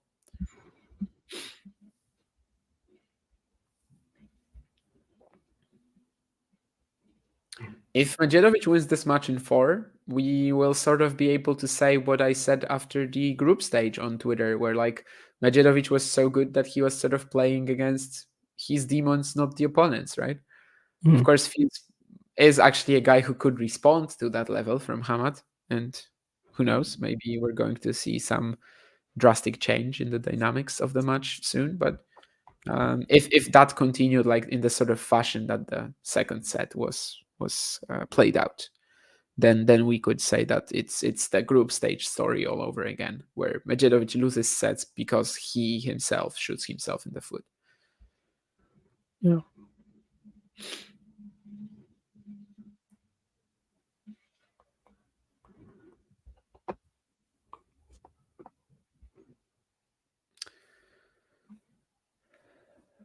Which in turn also makes this game pretty important for Fizz. Yeah. By the way, someone else who has a lot of work to do to come back next year from Serbia, Krajinovic. Oh, he's, yeah. 311 in the world right now, and he's not Hasn't played since in a Roland Garros. while, right? Yeah. Oh, Roland Garros even. Oh yeah, I remember he had chicken pox. Oh, He really? had chicken pox during, and then after that, like I don't know what happened to him after that. He got, I don't know what the injury was. I remember him because playing that chicken challenger pox- in Prague, but after that, I barely. Yeah, chicken pox is not remember going to him. keep you out for 7 months or whatever. It must have been something else. There is this different sort of variation of chicken pox. Let me check how it is in English because I don't remember now. But I knew it once. Actually, I don't know.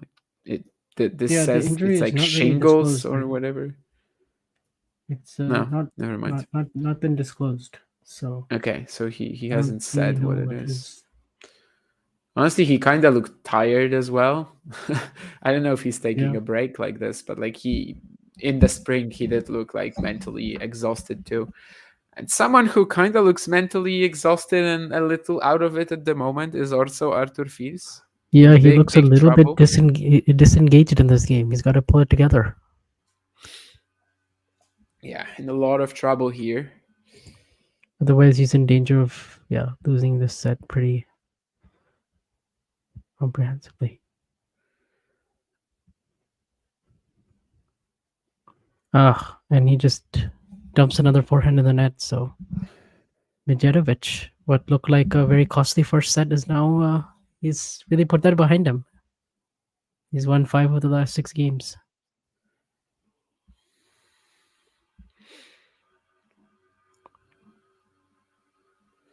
Yeah, Michael also said that if Fuse goes into God mode, he can beat anyone. I don't know if I quite agree with that. Yeah, I don't think. I think that the peak Didn't mode quite of Medjedovic so far in this event has been stronger. I would be surprised if this much goes on like this. Like if this is just the end of it, literally, that Medjedovic dominates the next 3 sets.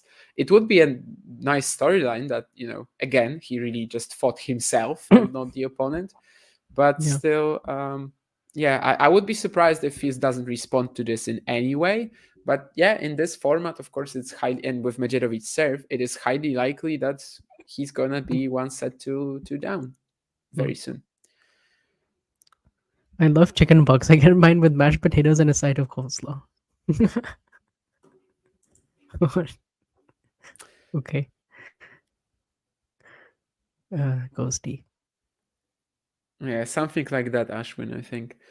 I don't know though. Like I literally had to Google this because I only know how it's called in Polish, not in English. Yeah, Gene is actually strong there with a strong opinion. If Medjedovic keeps up the big serving, Fizz has no chance. I mean, we hinted at that a few times, that if Medjedovic is just serving like he has been all week, Fizz kind of has to match it. And since the start of the second set, it's really been all Hamad, and nothing is going Fizz's way anymore. There's way too much play on his serve. He's not efficient in that play on his serve. He's firing quite a lot of, like, as you said, disengaged forehand errors now. You were wondering, by the way, about the Medjedovic backhand drop shot. I think you should buckle up now. Yep, we've just seen it in first sight. And it's the perfect time to execute it because he has his opponent 6 feet, 7 feet behind the baseline and just overwhelmed by his pace. So that's when you just throw in that dropper and you keep them honest.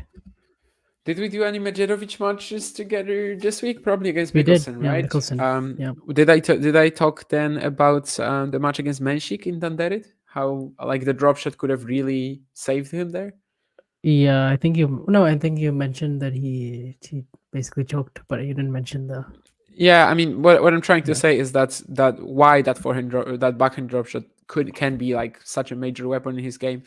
Against Menchik, so like when Jakub stopped having these physical issues and was back in it, it was basically a match where Medjedovic just keeps slamming the forehand cross court, and it's all coming back. I mean, Menchik was absorbing that pace very well, and Medjedovic had no idea how to blast through it. Like he just literally had no idea how to finish the point in any other way than slamming that forehand cross court all over again.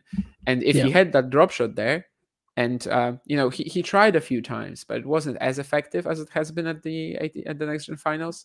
But that's the way his game can be improved, definitely.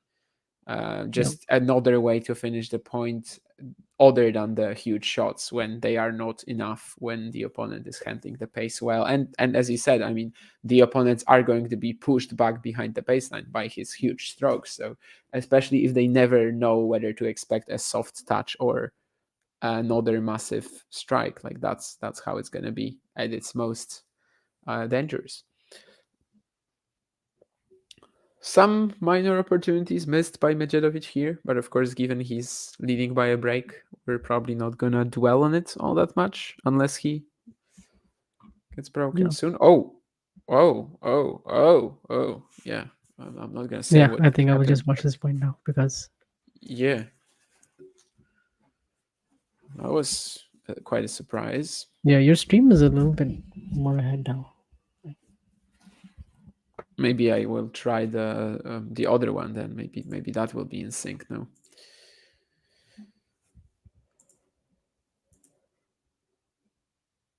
Oh wow!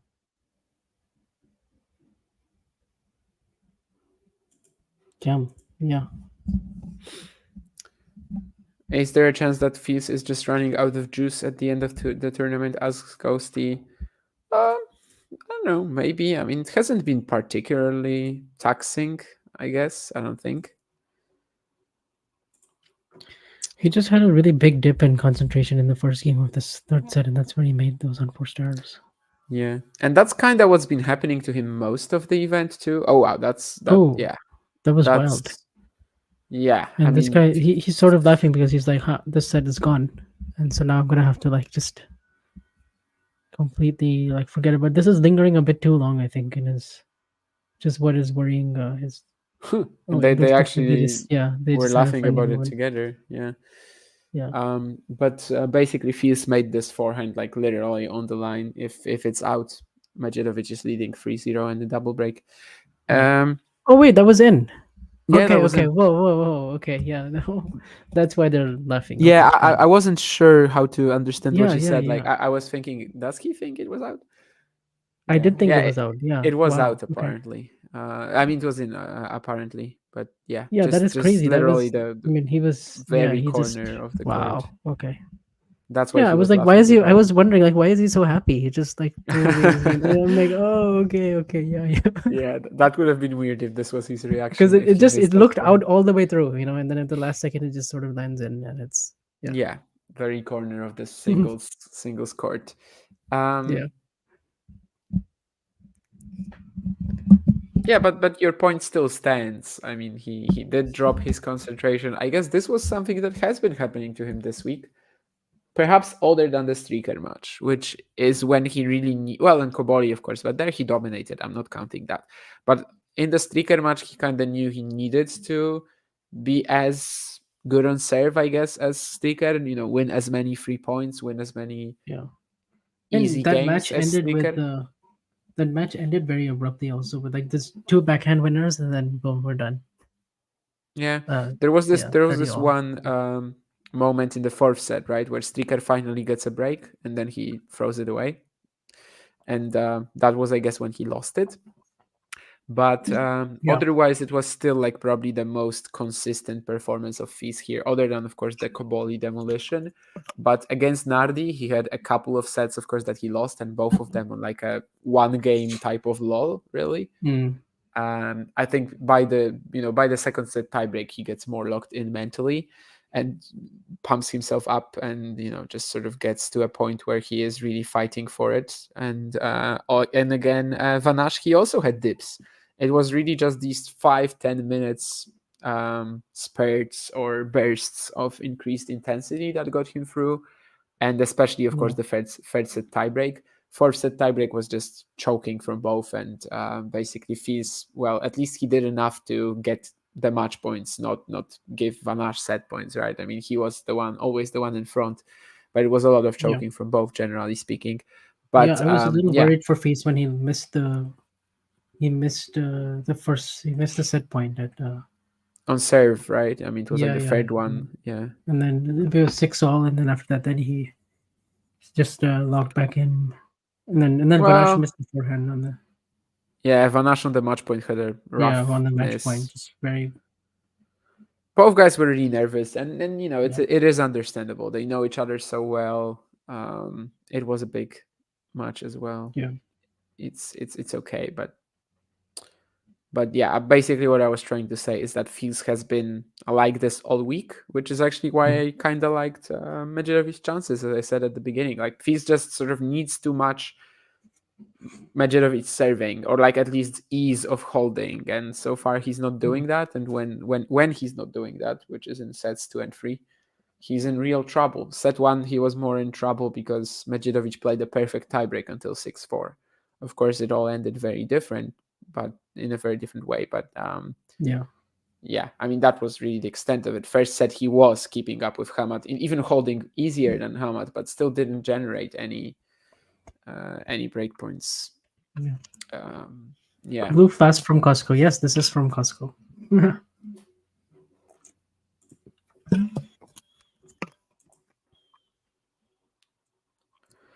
Vanash had 2 set points in the third set, right? Yeah, absolutely. I don't know if he should have been 2 sets to 1 up. He hits an ace, and then Fizz hits an ace on one of the set points, and on the other one just plays a couple of good shots, and Vanash hits a forehand that I think might be classified as a forced error. It was really close to it anyway, probably arguable. So I think it's not exactly like he should have been 2 sets to 1 up, but that was the key moment, right? Fizz saving the 2 set points and then playing a ridiculous tiebreak with that super speedy forehand. Yeah. Were you but how did you rate Nardi and Koboli in this tournament? Do you think Koboli has more potential, like just because he has more firepower, more weapons? It's tough to say. I mean, it definitely doesn't bode all that well for Nardi. Like, he's still looking for something exceptional in his game, or like, just something that stands out.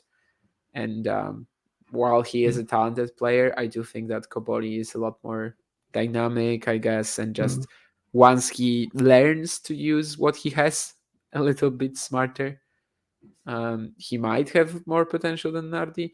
But Nardi, I would still assume that he breaks the top 100 next year, just because his ranking situation is pretty good in that, a lot of his points come from the second half of the season. But if you're asking me whether I think he'll stay in it, I'm actually not that sure.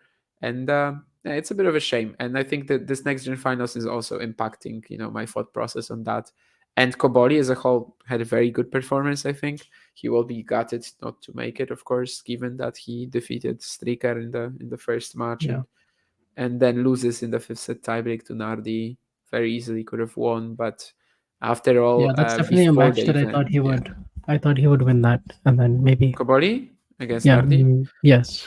I actually didn't. I mean, I had very little expectations for Koboli pre-event. But maybe that was just influenced by the Striker first match, and then just but Striker was like, how he looked.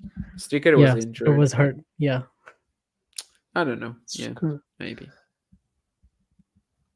Striker was hurt, and then maybe it was just how that match was going that I just maybe just favored him slightly, but then he lost in the 5th set tiebreak when then Nardi hits this ridiculous pass. Yeah, one of the shots of the year. Yeah.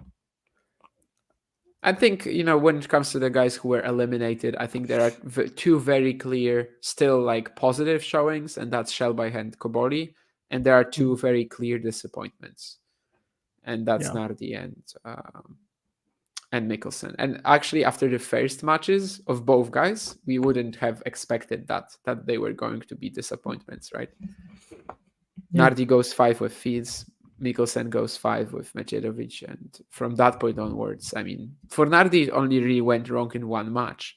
Yeah. But to lose in 54 minutes to Striker, to have his backhand that exposed, he actually has an awful record against lefties, like 6-15 or something like that. And, despite beating Striker a month ago in Bratislava, 2 months ago by now, I guess, almost 2 months ago.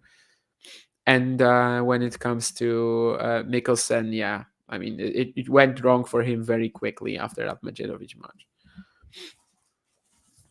Yeah, but still a really good year from him. 600 to whatever 97. Of course, yeah, he was nowhere near anyone's list. And also of what you said potential about breakthroughs. those challengers, that he kept playing the same players over and over again, and then so you didn't really get to see him against the international players in his generation, right? So no, absolutely. Yeah. It was a cool chance for us.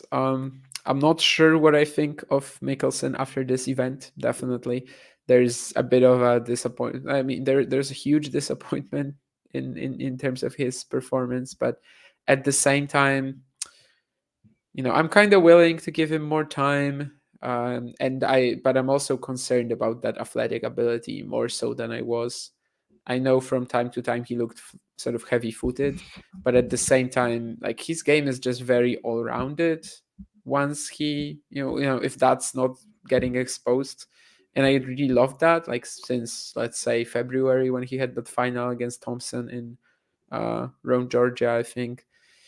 And yeah, after the Basecamp thing and the whole NextGen finals, I'm way less excited than I was, I think.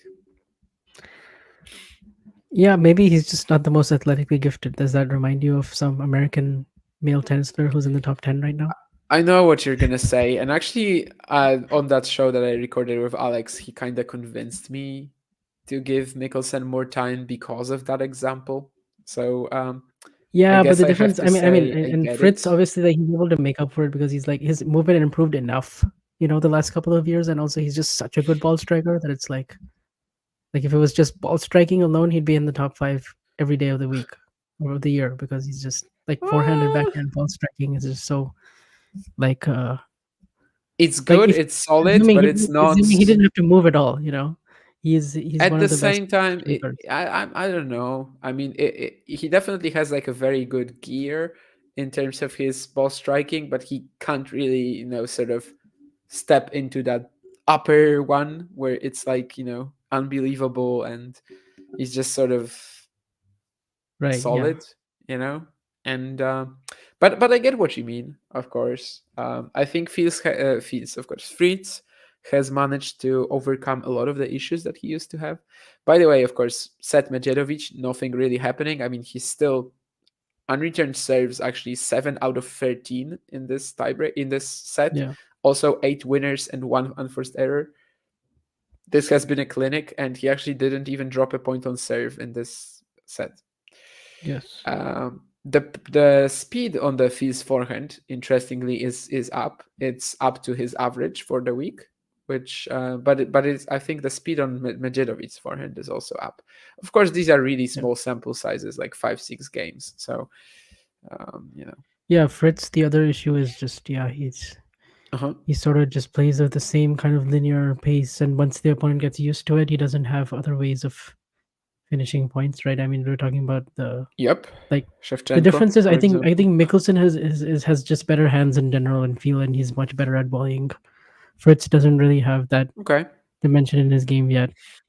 Even though he's a top 10 guy, he's just so reluctant to come forward, and that hurts him sort of. And then also he just kind of gets sucked into, like, when he was playing against, for example, when he was playing against Emer at Wimbledon, he just didn't really find that other gear. He wasn't able to come forward, finish points. He wasn't using the drop shots. He was, he just wasn't using that other creative dimensions. He was just once Emer's sort of figured him out, and then he was able to just outlast him and then play these long physical points, which is not the kind of points Fritz wants to be playing because he's not the most athletically gifted. So yeah, but I guess Mikkelsen is Shevchenko, right, beats him in Basel as well. We are talking about Shevchenko, exactly. and that's exactly the same that, and sort of scenario. And then that's why you see people like, I don't know, Mochizuki, like when he peaked against him in that third set against Tokyo, and there's like not much he can do.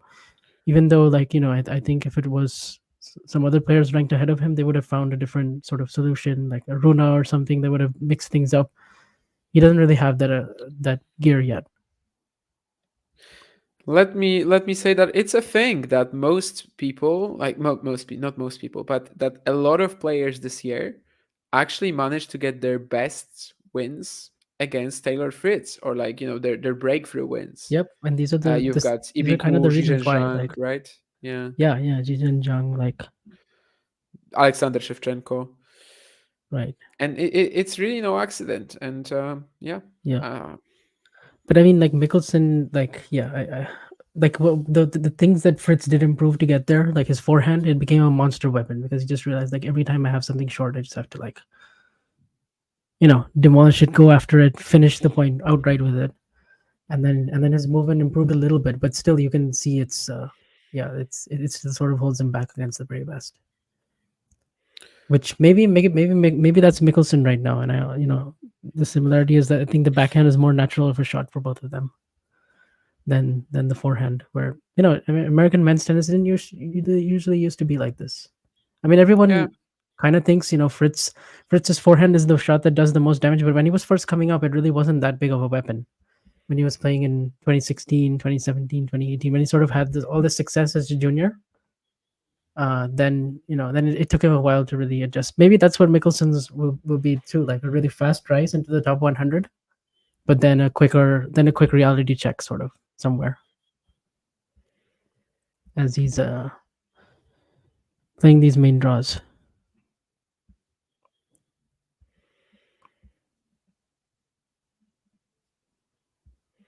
But I also must say I didn't expect top 100 this year for Mikkelsen. No one that came really fast. That was, if someone tells you that they were expecting top 100 for Mikkelsen this year, before, like, that they were expecting it before the start of this season, they're straight up lying. Yeah. And obviously it's a ridiculous rise. I as I said, I was basically convinced by Alex to just give Mikkelsen more time. Although I have to say that Alex putting Mikkelsen in sort of similar range of long-term prospects along with Medjedovic and Striker was still quite shocking to me. Like, he basically said that Fils is in a league of his own, and then you have Striker, Mikkelsen, and Medjedovic. And I was like, two of them? Sure, but Mikkelsen? There's still a lot of growth needed, simply. I think if we get Alex Mikkelsen, let's say, in the top 10 in the future, it's going to be a very different version of the player that we know now. Whereas, like, for someone like Medjedovic or Striker, it's only really experience, development mentally, shot selection, like the sort of things that you really can get just by playing against the top guys. Whereas Mikkelsen, I feel like, still needs quite a lot of training, which is fine. I mean, he is 19 years old, and obviously was going to have a very different career trajectory this year if it wasn't for these amazing results. Like, he was going to go to college. He was nowhere near NextGen finals, in 2022, of course. Yeah.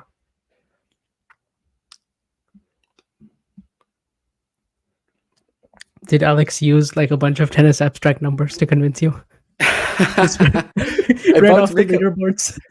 About Mikkelsen, I don't think so. But just knowing Alex, he loves doing that. I know what you mean. He was just looking at the I think when we were talking about Fils, he was like, but looking at his 2022 stats, looking at his 2023 stats, it's not actually breaking serve that is the issue. It's holding serve, because he held. Yeah, he has this thing where he likes to look at the top 10.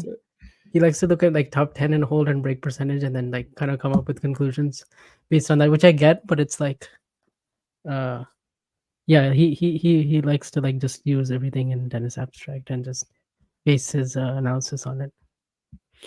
Yeah, I mean, it's a fine call. Yeah. It's a good meme as well. That Alex spends more time on tennis abstract than like anyone else. He does, yeah.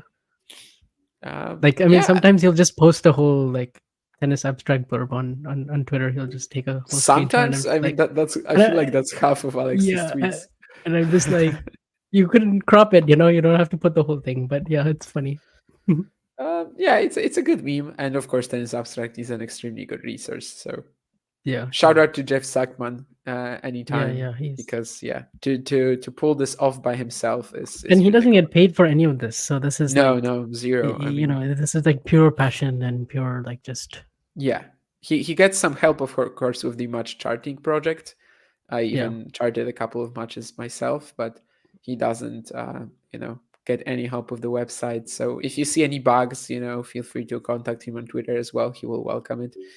I've had that a few times, but generally speaking, the site is very reliable, and just honestly, I have no clue how we would be existing without it, because things like, let's say, first top 10 win, top 100 win, top 50 win, or like in general record against players ranked in a certain ranking group, for example, right, like higher than you, lower than you. You can differentiate by age, hand. Like, it's that's just something we wouldn't be able to get anywhere. Yeah, you can't really get that. And by the way, Artur Fils has just had his first breakpoint of the match, but of course there's a very emotional reaction from Medjedovic, who just slams an ace down the tee. Plus, I like how you can also see the tour average, so you can compare based on, so it's useful. Yeah, I think useful is an understatement. I literally feel like tennis analysis, sort of, among casual fans has improved a ton. Oh yeah, thanks a lot. to the. I mean, also the whole ELO ratings. I think that's a a quite good metric to, if you see someone in the rankings who's like for the other day I was looking at Nori. I don't remember if this was on. It was on one of the streams. I think you were also in it. I think it might have been just me and you, but we were sort of talking about how Nori hasn't been playing at the same level since March, and you look at his ELO, you're like, okay, yeah, he's 36, but in the rankings he's like 18. It's like, okay, that makes sense. So I like that system of just looking at it based on current form.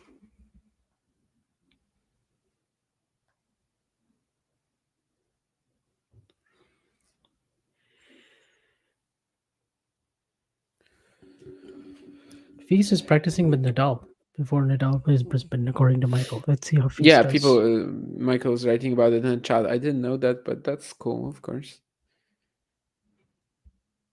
I think Stricker. Oh, that's obvious actually, because he's Swiss. But I remember Stricker practicing with Federer, I think in Dubai, maybe before some season. But of course, that's more obvious since he is Swiss.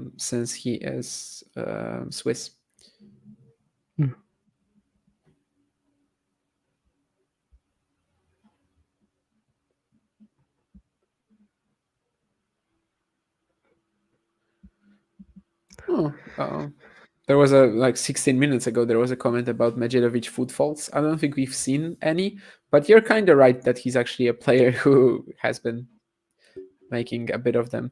And I guess you would know, right, as the line judge for the Indian Challengers, where he was also participating. Not quite his strongest moment yet, but if he's back there next year, maybe he will schedule himself for it. Who knows? Then I think he's gonna do even better.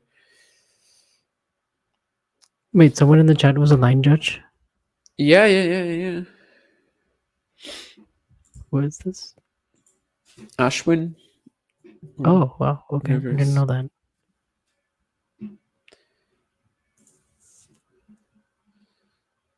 I had no idea. That's cool. Yeah, I think he texted me around February to ask if I was going to be at the at either of these Indian Challengers. It's not really a trip that I can take affordably. I don't think so, but that's what I know.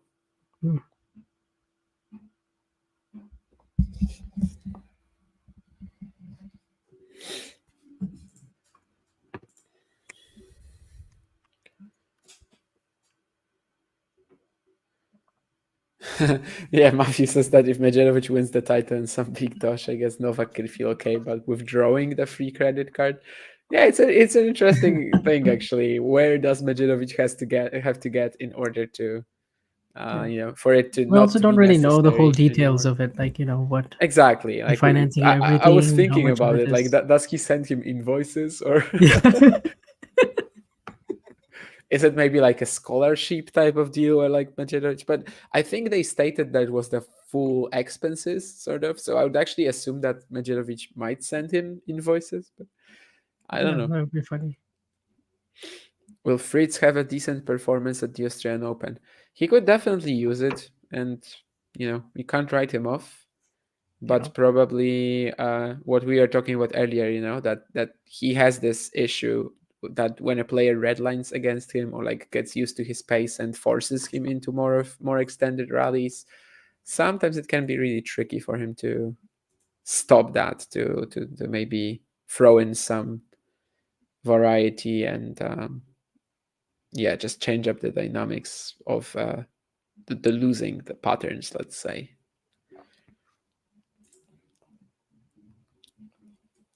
On Rafa's comeback, I don't know if there's that much to say really, because we don't really have any info, right, regarding how he's gonna look, and I think we just have to sort of play it by ear and see how he's gonna Maybe do. just listen to the conversation that John did with Jethro and James. Yeah, but I mean, even John probably will tell you that. What can you really say, right? That hasn't been stated already about the Nadal comeback. I mean, it's all just speculation until we actually see him playing. I'm not saying he's not going to play. I mean, at this point, it looks very likely that he's going to be in Brisbane. It's just that, we have zero knowledge regarding how he's going to look, and that's normal. That's how it works for every single tennis player, Sort of the first few matches tell you quite a lot. Yeah. We might have a change up finally here, as Medjedovic started the game with a couple of sloppy errors, but now I think the backhand drop shot that has been so important for him this week has turned into a bit of a, it was actually a forehand drop shot, but it turned into a bit of a double-edged sword.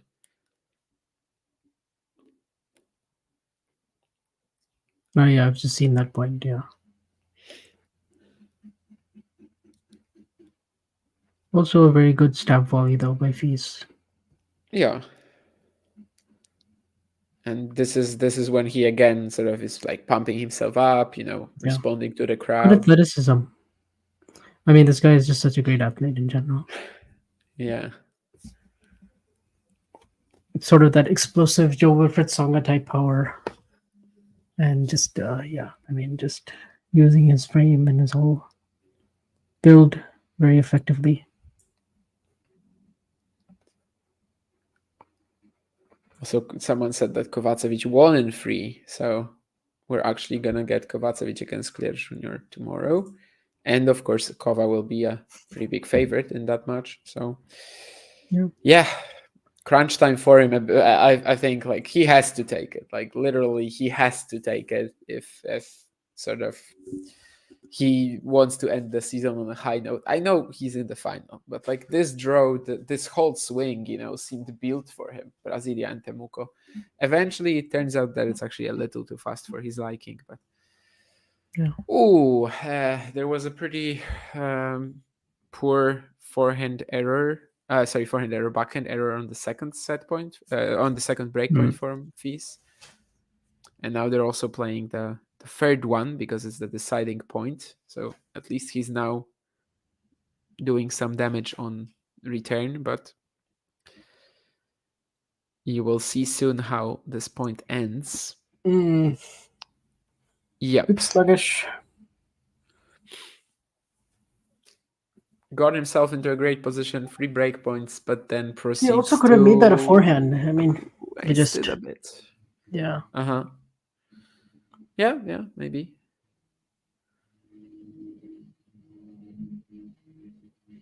Oh wow, that replay of Hamad. Yeah, that was a funny sort of facial expression. Someone, I think maybe from Serbia or like from one of the Balkan countries. I actually don't know from which country, but given by the name, someone was here in the chat yesterday, and he said that he really appreciates Hamad being such a feisty player, and yeah, that's definitely true.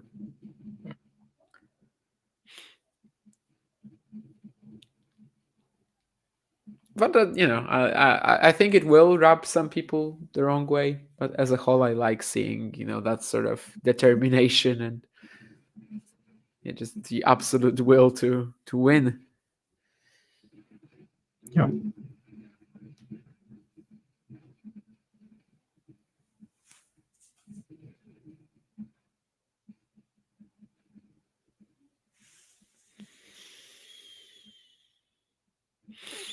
Hamad has been very active on Twitter. I mean, when I say very active, like during the tournament, he'll just he'll give a nice little 1 or 2 sentence summary about his match.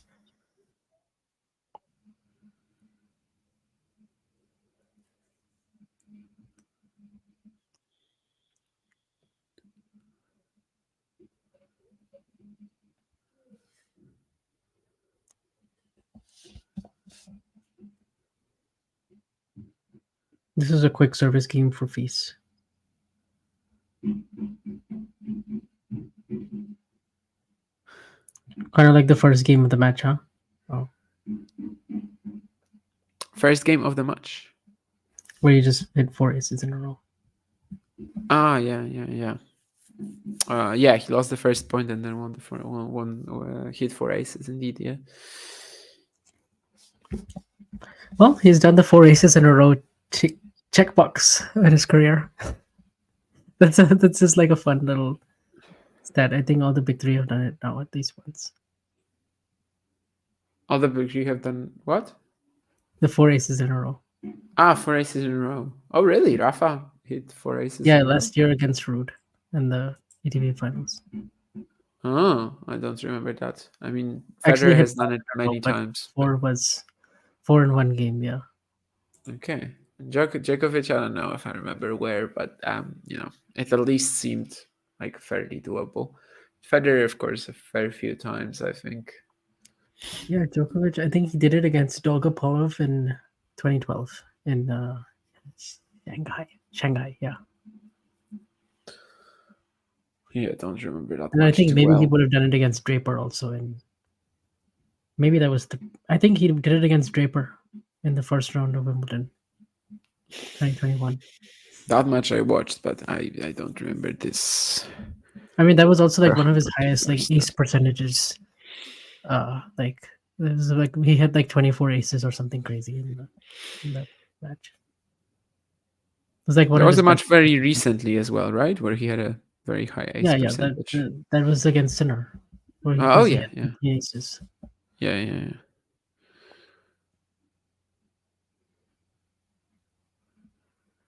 How many aces in a row have you maxed at? Like what was your maximum? 2. Okay, I'm also at 2, but of course it also really matters, like the quality of the opponent that you're playing. So you likely did it against someone much better than me. But I remember hitting 2 in a row, and I felt like Johnny Isner already. Yeah, it's like if you hit 4 versus Tiafoe versus you hit 4 versus Medvedev, huge difference. Yeah, 4 aces in 46 seconds at Wimbledon, Novak Djokovic. Against Draper, right? It was indeed against Draper, yeah. Yeah.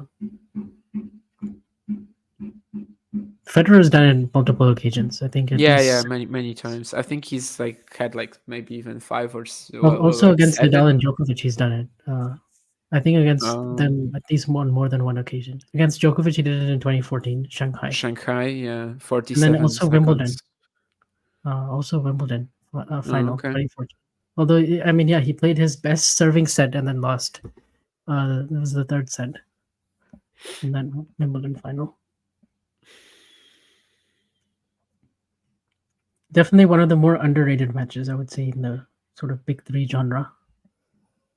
I think Sam Querrey is the sort of record holder in hitting 10 aces in a row. Yeah, 10 aces in a row. I remember seeing that. Anyway, we are getting into the tiebreak now. And of course, the first one was quite exciting, with Medjedovic playing literally perfect until 6-4 and then throwing away the next 4 points.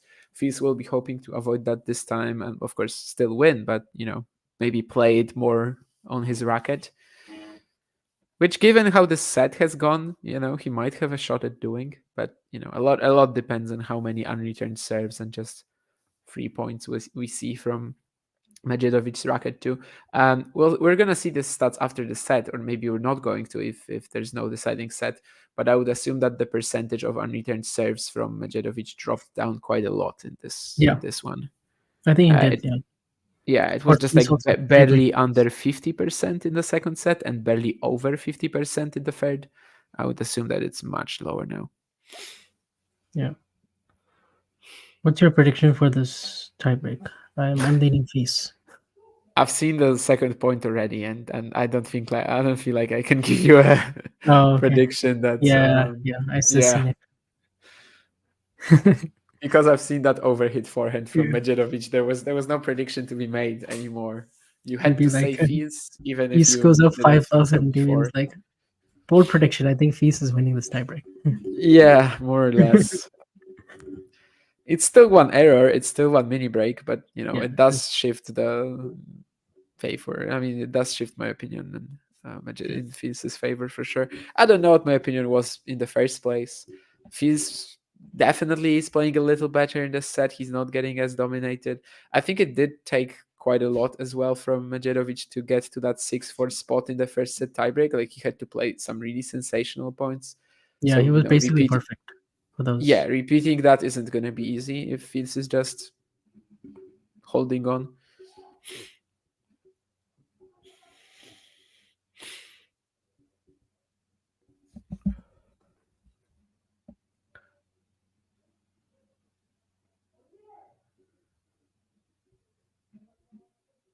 What do you think about the umpire chair being so low? I mean, of course, it's not really that. Umpires don't have that much of a job to track every single ball basically anymore because of electronic line calling. Yeah, I mean, what you said, I think it's a cosmetic change than anything else. It sort of helps, I guess, communication, because you're not looking up to the umpire anymore. And I don't know. I think it's perfectly fine. And yeah, if we don't need it, then why would they be so high up? Yeah.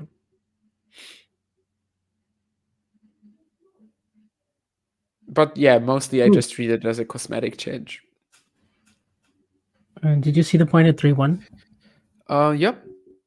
Yeah, so Medjedovic got the mini break back. Obviously, helped by the net cord, but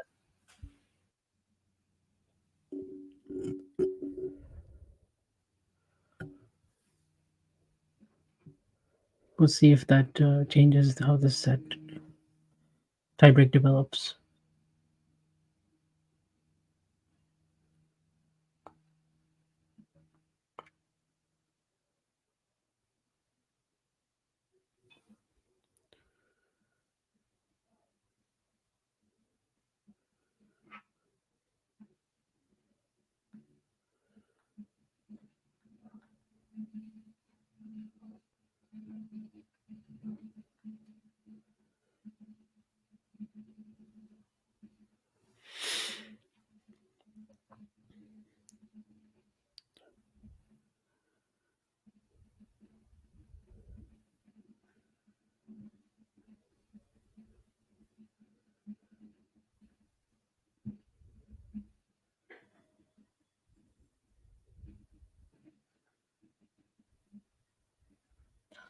Yeah, and Medjedovic sort of camping in the backhand corner and hitting forehands from there, inside out and inside in, and just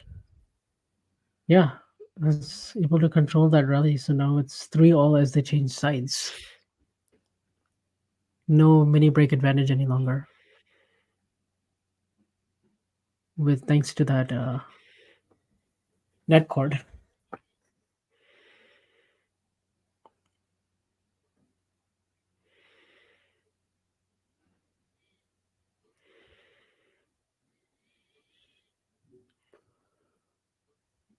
Yep, and another underturned serve.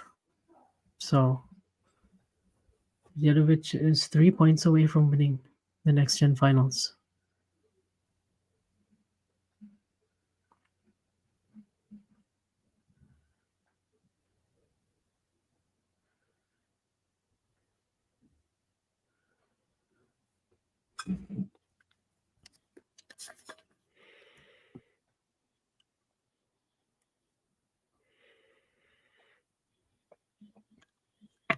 Beast responds with an ace out wide.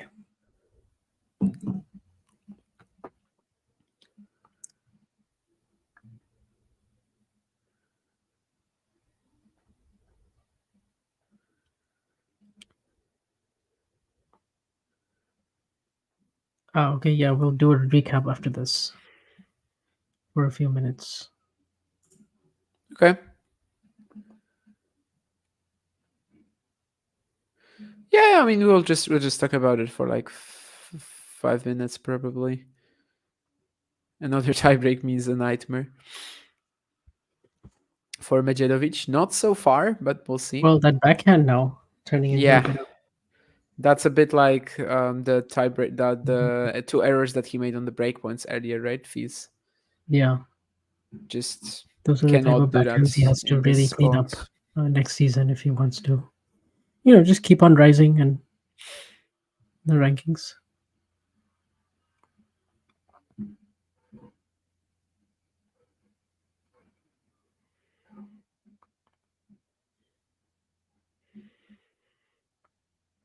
He would not want that to be the story of this final, the backhand breaking down in the fourth set.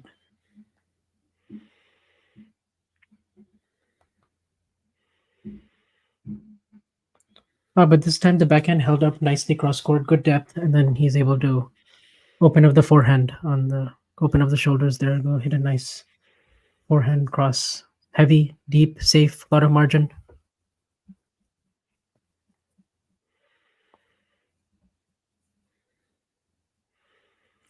So I want you to know what a Glohin is. I don't. That's some kind of a German word. I don't know what that is. Is that German? Yeah, it definitely is German, but I have no clue what that is. I can recognize it's German, but no. But yeah, not right now because unreturned it serve. is match point. It is championship Unreturned point. serve, and we have the championship point on Fuse's serve, but still. The first opportunity is there for a bit of an upset, but yeah, a mini one. Not a massive one, definitely. And let's see how this plays out.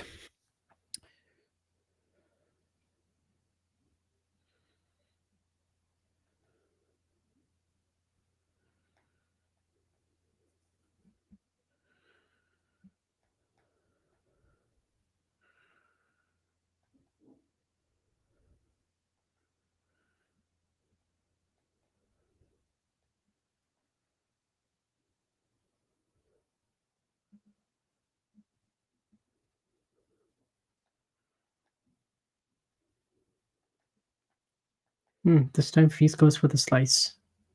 He's able to, not miss on the backhand, and that's the key. Yeah. Just don't miss, Don't just miss on the backhand. Yeah. And he extracts, I guess, an error from Medjedovic, but obviously it's an unforced one. And if Medjedovic loses this match, it's going to be. But good thinking there, because it would have been easy to just pull that wide or do something. You want to remain error-free here. Yeah, something that he didn't quite pull off on a few important points earlier, but. Yeah. And then this time he gets another underturned serve, so that's a good last 2 points from him. Good. I'm glad we're getting the drama in the tie breaks. Yeah, if it was, of course, just like the sets 2 and 3, we would be amazed with Medjedovic's performance, but still, it wouldn't have been a memorable match, I guess, in a way. Yeah. But now it's actually transcending into one of the better next gen finals as well. Well, I mean, what is the sample size? I mean, yeah, I guess I'm trying to. I mean, it's- 6th edition, yeah, right? 6th of them, yeah. I don't remember every single one of them. Just Yeah, instantly, definitely but no drama in Sinner and Divinor. Like no most of them. Cider de Minor, no Alcaraz Korda, Yeah, there's no drama there. no Nakashima Lechechka, definitely Yeah. not. And I don't really remember the first two. I mean, it was like Yeon Chung against Chung Rublev. against Chung Rublev or Medvedev? I can't remember. Rublev or Medvedev. And then we also have to have Tsitsipas Demon, but I don't remember how this match went. Yeah, another also same like the Sinner one. Although I think he didn't actually won a set. I think so. I don't think it was as clear and easy for Tsitsipas as it was for Sinner the year after. Divinor, all of his best moments stopped by Tsitsipas or Sinner. And Djokovic recently. And Djokovic, yes. But only one time. I mean, Australia and... That's the only time they played, though. Oh, that's the only time they played. Who am I thinking? Oh, I was thinking of... Never mind. I was thinking of Davis Cup now, but of course it was Sinner. Yeah, it's just Australia then. So yeah, I shouldn't have mentioned Djokovic, I guess. Not yet, at least. Yeah. In 2024. But it would be a similar story if they played, yeah. It's just not I think it would be, yeah. It's a tragic matchup for Alex, yeah. Oh, so Feast has to hit the second serve, but another underturn. Medjedovic is furious that he missed that backhand return. And this could be So another match in this event where Medjedovic is like kind of battling his own demons, and yeah, well, we'll see. He's if gonna he just ends up remain. winning. He's gonna just remain calm here. He hasn't done a whole lot wrong. He just has to, yeah, like just keep his composure because he's played very well since those. That miss slice, maybe you can regret not making that return as well a second ago. Still, he just needs to. He's still serving really well. He's just gotta, yeah. I do feel like the next moment that we get Medjedovic with like a +1 forehand that he needs to make, he's probably gonna overhit it by 5 meters. Yeah, I know he's probably gonna just because it's like, mental. He's gonna. Yeah. That's the sort of feeling you get from him a lot of the time in these moments, but maybe not. I mean, this would again be another example of him actually overcoming all of these previous losses that we mentioned. I mean, as I said, it's pretty ridiculous to in your last 6 matches have 5 losses and 4 of them being deciding set tiebreaks. Korda, Hassan, O'Connell, and Menchik. So, but also this is a guy who just puts away. He gets furious, but then he just resets really quickly, and he just. Like you never know. You could just this get event, an ace, yes. This event, yes, but recently not necessarily. Yep. Oh, okay, yeah. Yeah, I mean, I guess you mean in his last, yeah, he those losses that you keep referencing, right, where he had all those chances. Yeah, I don't think he was really, finding that way to. Right. So put those matches away. were probably lingering longer. Yep, exactly. Yeah. Like not even setting that until the end of the match. Okay, never mind. I'm gonna tell you in 10 seconds probably when you see the point.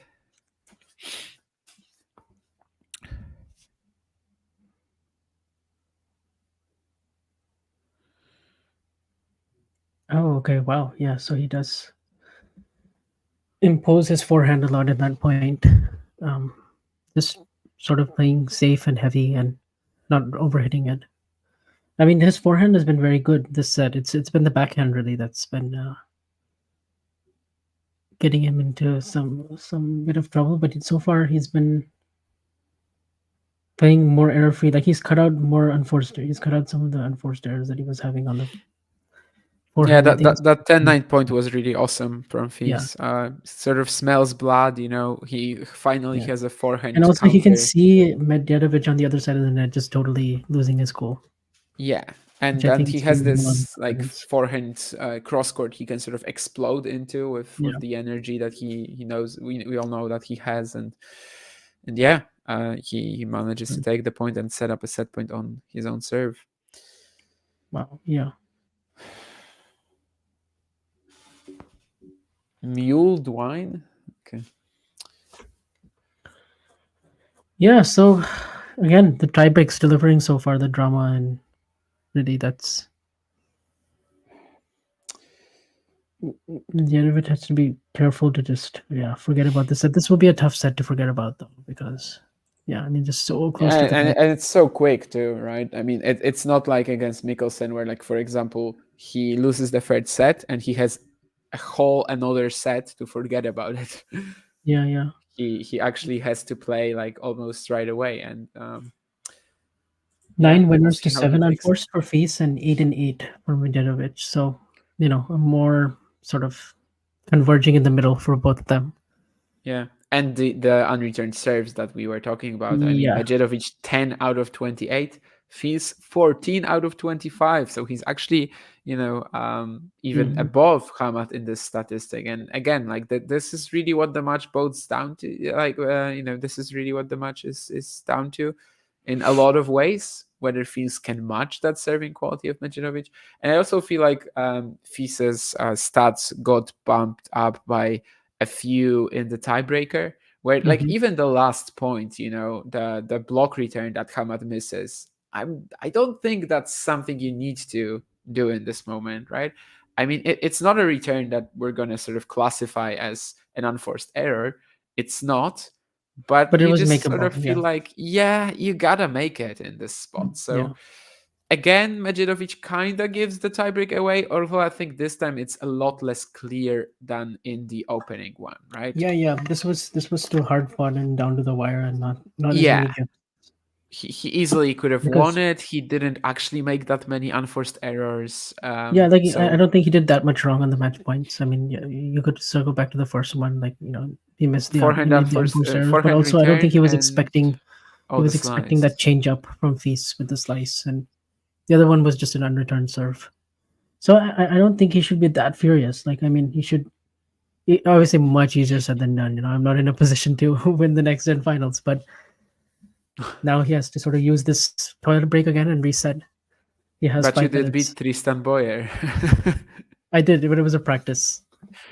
Still, I mean, practice set. But yes, I did. That's pretty massive. That's pretty massive. Yeah, I do. I knew he was like from Stanford or something, but I never figured that he was, he could have played you. I caught him just before he started winning in 14s and 16s, and I was like, okay, this is my chance to get that scalp, even if it's practice.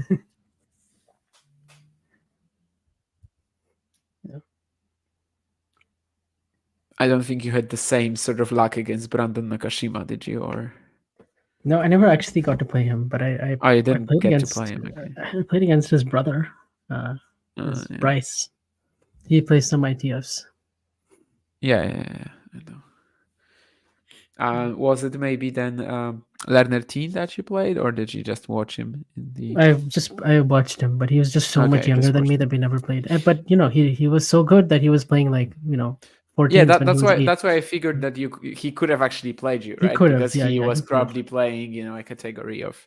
He was like a few years as a older. junior. He was just way above his age class, I guess. Yeah.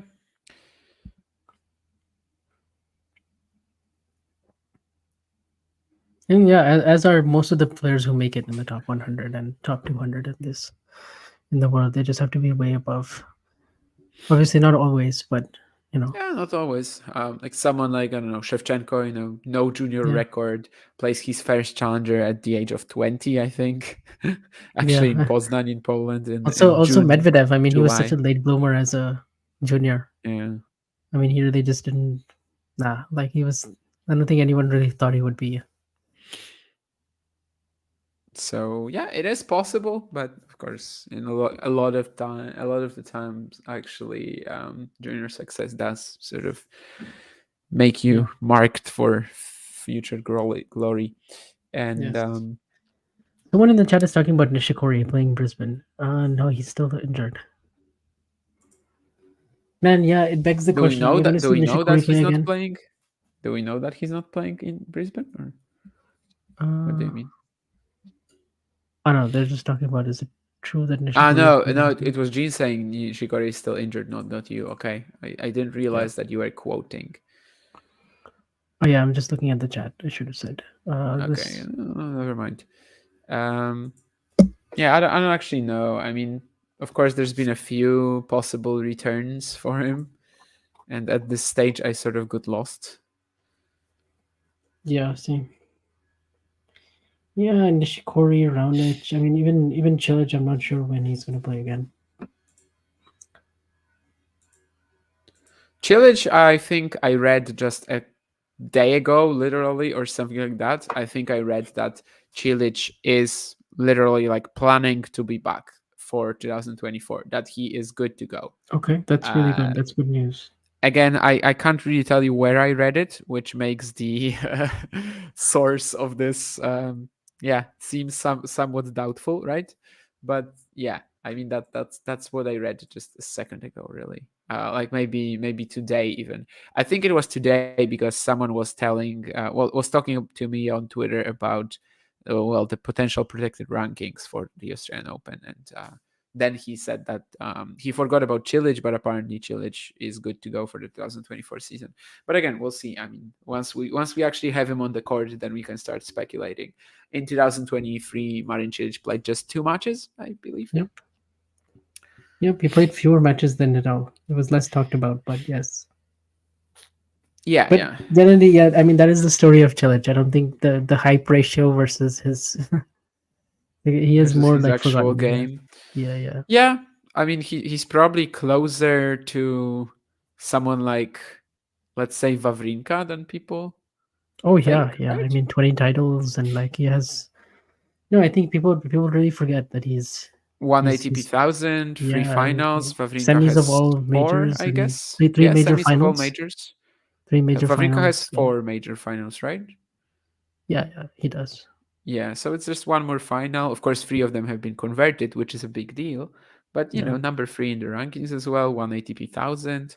Yeah, I think his records actually aren't as that much worse than Wawrinka, than sort of what Stan is heralded as, and just put in that category of his own sort of.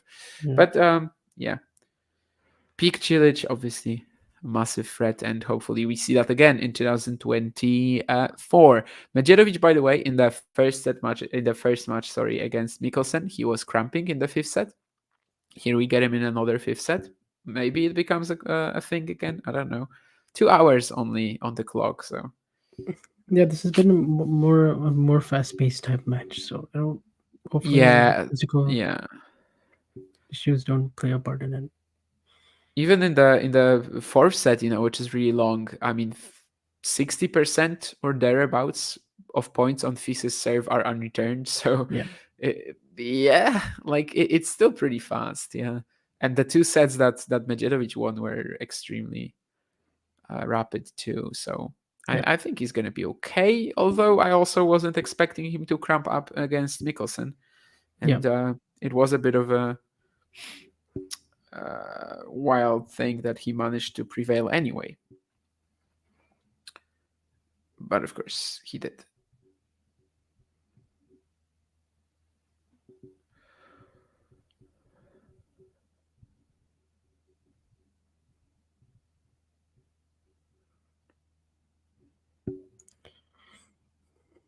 Church had that mental breakdown in the Wimbledon finals. Yeah, that sucked. It sucked that he got blisters in that final. Yeah.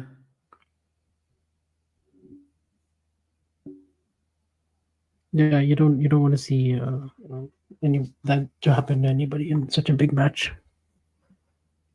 Of course, it was also one of the weird Federer matches because generally every single match that Federer managed to play, you always remembered. You always could pick out like a hot shot or something, sort of very like fantastic highlight reel worthy. And in that match, there really wasn't that much, just because of the injury. Maybe there's like one shot in the first set where he just. I think there was maybe a drop shot. Yeah, something like that. Yeah, like drop shot down the middle, maybe. Yeah. But I honestly didn't even see that final because I was. Yeah, you didn't miss much. It was. Yeah, I think I was in Budapest, maybe just on a trip with my friends, and I was like, as a huge Federer fan, I was like, am I really missing a Roger Federer Grand Slam final? But it was fine because he won the Australian Open 6 months earlier. And eventually, when I learned what the final against Cilic was all about, I didn't actually regret it all that much. I also got a much better final against Cilic at the Australian Open 6 months later. So yeah, I'm not complaining about it, but I never actually watched it in full. More than the 3-minute highlights on Wimbledon's YouTube or something. I actually never. So basically, you watched didn't more watch than it, yeah. Yeah, I mean, I didn't watch it. Yeah. Yeah. I never watched it. I only saw the very short highlights. But yeah, I don't feel like I really have to make up on it. I also saw a very different match between Cilic and Federer 2014 US Open, of course. Yeah, that would have been brutal, but also kind of easy to accept because it was just because it's peak Cilic. Actually, it wasn't easy to accept because because Djokovic went out to Djokovic went Nishikori in out. the Yeah, I first know. slam. Everyone thought that. Yeah, that's Roger's slam. I mean, 2014, he was by far definitely the second best player in the world. Perhaps at that stage, you could also argue that the first, maybe if he finishes the season really strong, because of course, Canada and Cincy, Djokovic wasn't strong at all. Yeah. He loses to Robredo, I think, and Tsonga, and yeah, there definitely was a case that going into the US Open, Federer was actually the best in the world after Wimbledon. Let's say in the post Wimbledon swing, but yeah, Cilic just got out onto the court and just crushed him. I mean, it was a demolition job. Yeah, he also won 5 matches he played against Djokovic that year. Of course, though, he didn't win the Wimbledon final, but and the Indian Wells won. He won Dubai. He won Shanghai. I think maybe if one of those finals goes his way, then maybe he actually does finish the year number 1. No, it was very close. I think it lasted until like either Paris or the ATP finals, right? Right. Of course, he also lost the final at the start of the year to Hewitt, which is a bit of a surprise, but yeah, Brisbane, but 250 final, doesn't really matter. Anyway, we have 2 breakpoints now on Medjedovic on Fils' serve. Again, some tough times for Fils because he's just not getting much for free. And he's also not outplaying Medjedovic of the ground. Yeah. And he also didn't outplay him in this backhand cross-court exchange because he missed it.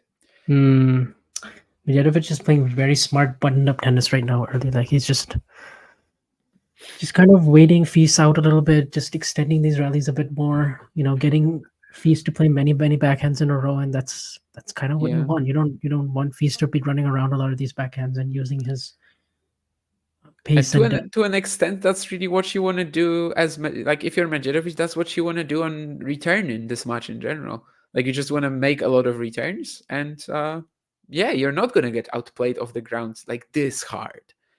You might get a little bit outplayed, but you're not going to get crashed off the ground. And if you're just serving as well as Medjedovic is, you have an edge. You have a bit of an edge. Yeah, you do, because Fils has played a few very good service games where he's been untouched, but not in some of these moments. Like this one right here, he needed his first serve to help him out more. And Ghosty, get ready. There's gonna be a racket smash. I don't think it's quite as A+ as you said about Medjedovic's. Nope, he didn't break the racket, so doesn't count. No, wait for it, Vansh. Wait for it. Oh, okay. Wait. Wait for it. Here we go. Wait. There it is. Oh, okay. Did he just get point penalty? Am I? Yeah, because he smashed his racket earlier. Also, he didn't break it. But okay, yeah. I think he just got point penalty. Yeah, I honestly, he probably deserves that because he did throw his racket quite violently in the point before, and someone in the crowd actually picked up the racket and. I think Fils is trying to say that he didn't know he had a warning, maybe because he was showing that he didn't hear something. But anyway, it doesn't really matter. He is going to be love-free down here. And, if Medjedovic didn't clinch it in the 4th set tiebreak, that was okay. If he doesn't clinch it here from free love up in the 5th set, that's, of course, horrible for him. So, yeah, this is the moment, Medjedovic. Yeah, again, Fils is talking to Carlos Bernardes and showing him that he didn't hear something. Like, I'm watching on mute, but that's what I can tell from the gesticulation. And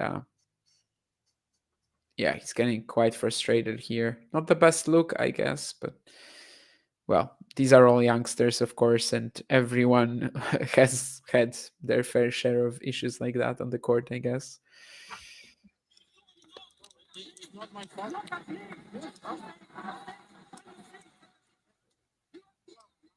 Yeah, Feast is sort of telling him to look at him when he says things, and not just. Yeah, and then say it quick. Bernardes says that it's not his fault, right? We heard like a bit of audio from you, which was actually good, because it allowed me to know what's happening. Yeah, good thing I put my phone really close to the mic. So yeah, that was, of course, all planned, right? No, but sometimes the best things in life are those that are not planned. That's a nice sentence to sort of end the stream upon. We're not ending the stream just yet, though. I don't know if it really, correlates to the NextGen finals, because I think both guys wanted to play the NextGen finals, and even if Medjedovic wins, we cannot really say that was unplanned. But anyway, Arthur Fils is going to be serving now, trying to stay in the match. But even if he can win this game, there's still that one more credit to really important Medjedovic, one because coming. both the times that he's lost the tiebreak, he's bounced back really strong at the start of the next set and just held his composure and just played really solid. And both times he also took a toilet break, didn't he? Yeah, he did. Which again, I think he's kind of been using this in a smart way for the most part throughout the event. Does that remind you of someone from his country? I mean, it's within the rules, so I'm not implying it's within the rules. I mean, you have the tools, so you use them. Yeah, you use all the tools at your disposal, and you just I mean, if it's all within. I remember people were complaining about Federer, right, at the 2017 Australian Open, that he was taking these breaks between the fifth set. But just like with everything else, I mean, if it's within the rules, it's maybe somewhat similar to underarm serves as well, where like some people don't consider it good etiquette, but yeah, I mean, it's happened in a lot of big matches. Like I remember, even Murray did it in the U.S. Open final that he won. Yeah. And he gave himself a talk before the fifth set. So yeah, I mean, some players catch more of a flack to it than others, but it's like that's the case with everything. Okay, he'll see if Medjedovic can serve for the match now.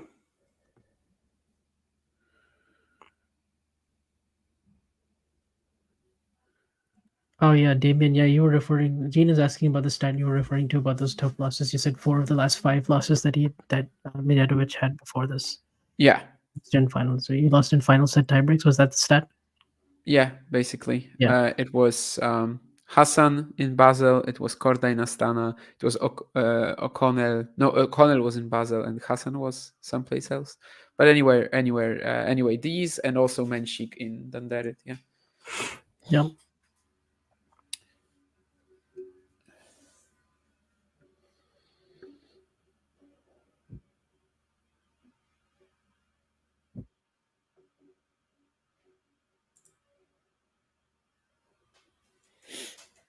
And now let's see if Hamad Medjedovic can clinch the match. So far, he's had no issues doing that in sets 2 and 3. It's just been the tie breaks that he struggled at.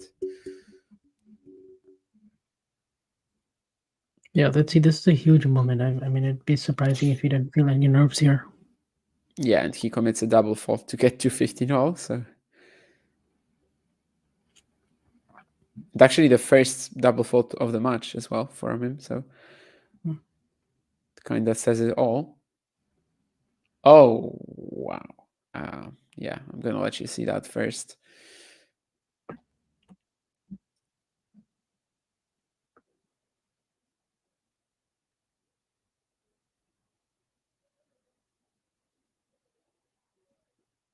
Yeah, sublime body. Stayed low Yep. and just perfectly played.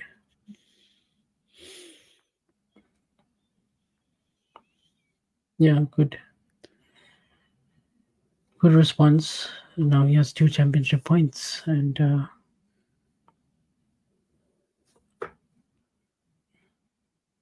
let's see this point. Medjedovic finishes with an ace down the tee, and he falls to the ground, and he's the next gen champion, next gen finals champion. Yeah, perhaps not the champion that we were expecting, but like you sort of knew that Medjedovic, well, he has this quality in him. It's just a matter of whether he'll be able to tap into it. And as a whole, I think, he absolutely was. He was sort of flawless, I mean, throughout the week, other than struggling with himself, really, like with the mental demons, right? No one really came all that close, like in terms of level of play, let's say, and also how constant he was.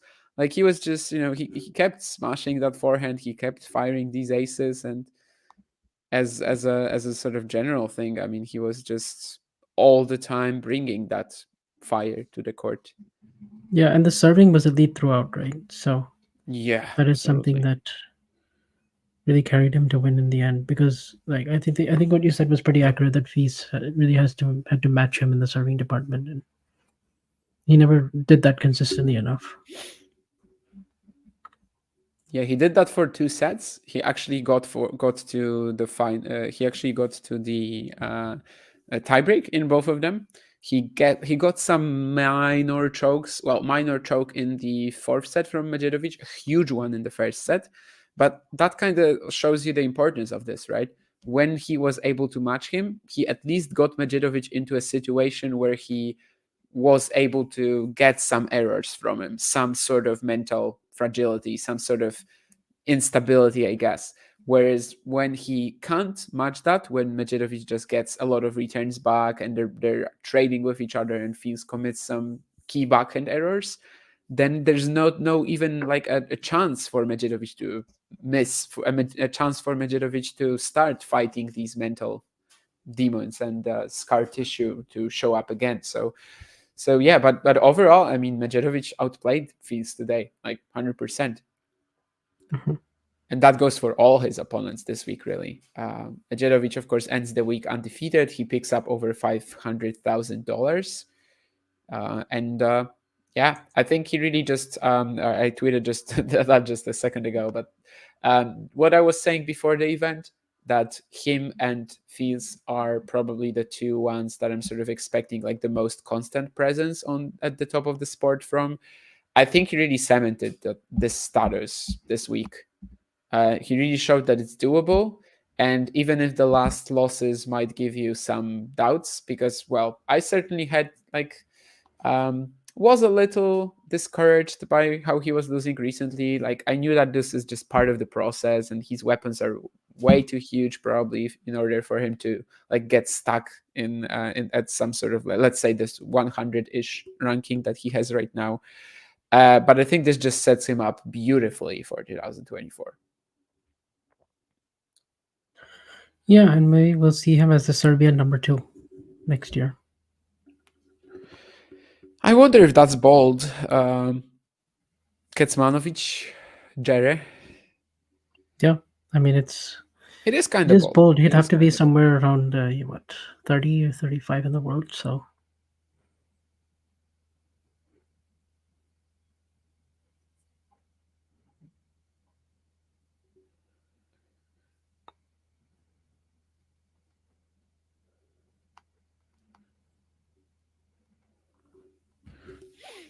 yeah, maybe someone was saying that, I remember in the chats maybe yesterday or 2 days ago, that this event is also like built on pressure points and that it's a sort of action-packed format, and it actually can be really helpful to players who are sometimes struggling with the clutch factor.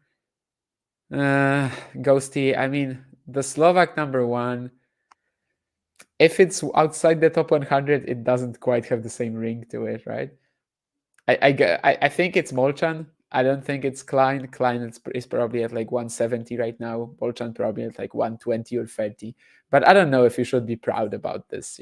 It's not exactly a ranking that shows Alex Molchan's full talent, and also doesn't really show the strength of Slovak tennis that sometimes we was at a much stronger spot. So I don't know if you should be proud about this one, but well, anyway.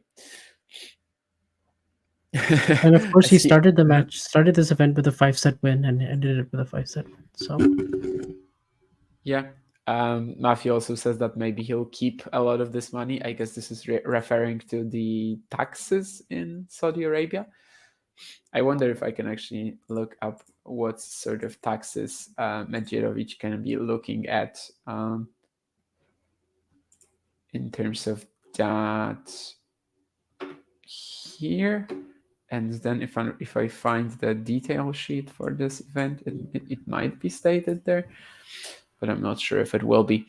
But yeah, absolutely massive check going his way. We'll see what the Djokovic, deal is going to be like from now. I mean, Medjedovic surely has earned enough now to sort of no tax withheld, actually. Wow. Wow, yeah. There's no tax, literally 0% tax on the prize money they have here. I mean, I would go there. I would go there 100%. If I was a player, I'm gonna change my mind. Shelton Musetti, why weren't you here? No, but of course. Well, I mean, they don't need the money, but yeah. I mean, honestly, most of these next gen guys don't really need it all that much because they have huge sponsorships, given that they're young and so good, right? But anyway.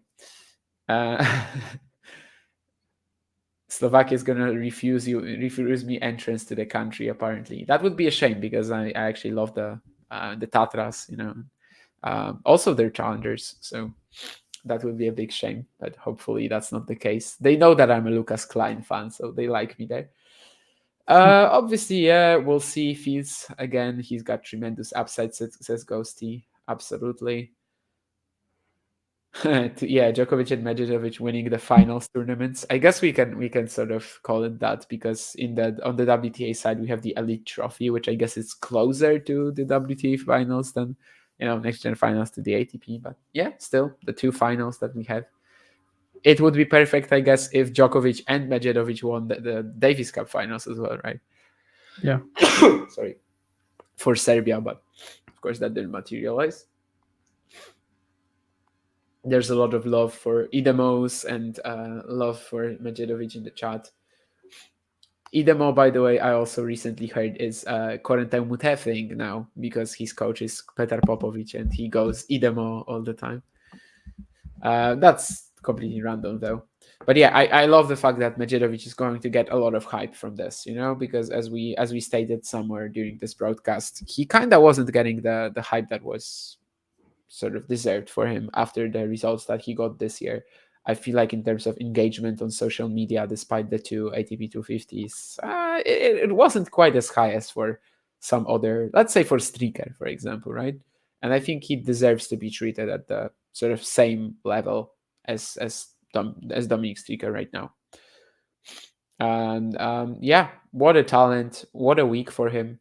He actually lost quite a few sets, but I think overall I can still say he was like more or less flawless. I mean that's peak Medjedovic for you right here. And for now, this is the peak Medjedovic. Maybe next year this is going to be transcend into a very different level. Definitely a guy who could still use just a touch more experience, just the ability to end the points, in a different way than just by blasting the ball, or overcome all of these mental things. But anyway, the game is there. I mean, the brute power that he has, and also the way he sort of smartly navigated through some of these matches, like the one today, always sort of bouncing back after losing that tiebreaker. I think that was a really good show, and as a whole, just what a week. And I'm really glad that we got that winner, because I feel like if Fields wins the next gen finals, we don't actually have that sort of springboard for him in 2024. Like his springboard, Phil says, is already built. His springboard is already in place. Medjedovic's springboard is this event, and that's amazing. And yeah, all the more reasons to be excited for him in 2024. Yeah, I mean, sort of a lot of people, if they didn't know these other players very well, they knew who Feast was, right? So coming into this event, they were like, oh, Feast is going to win this. No point in even really being fully tuned in, locked in. And then when they see this result, they'll be more intrigued. Hamad will get more hype, and sort of the Feast has already, like you said, laid the groundwork this year by winning his first title in Lyon, getting to another final in Antwerp. Obviously, all the challenger success at the start of the year with all those points in January and February in that indoor February swing. And then, I mean, he could still grow quite a lot next year in the rankings. And I expect Medjedovic, I expect both these players to be firmly in the top 50. I mean, I even say that Medjedovic can maybe potentially be the second best Serbian. I don't know if that's bold, but, it is a little. I think with Kecmanovic and Jere, it is a little bold, but it is doable. But maybe sort of not really believing in Kecmanovic, putting together week-to-week results, and Jere we saw some good. So we saw some good. I don't think it will be Filip Krajinovic. Let's say that. Yeah. Although you never know, maybe next year he's the comeback player of the year, but I doubt it. Yeah, I have my doubts about that. Yeah. Someone actually recently on Twitter during the Davis Cup finals was asking me whether maybe Medjedovic shouldn't have been Serbia's number 2 pick. And I was like, there is a serious argument that he might have the highest upside out of all these other guys but Djokovic. Like in the long run, definitely. In the right now, maybe. But I just wouldn't, trust him to perform, right? In that sort of scenario. So I think it was perfectly fine not to play him. I don't think the NextGen finals makes me think about it a different way either.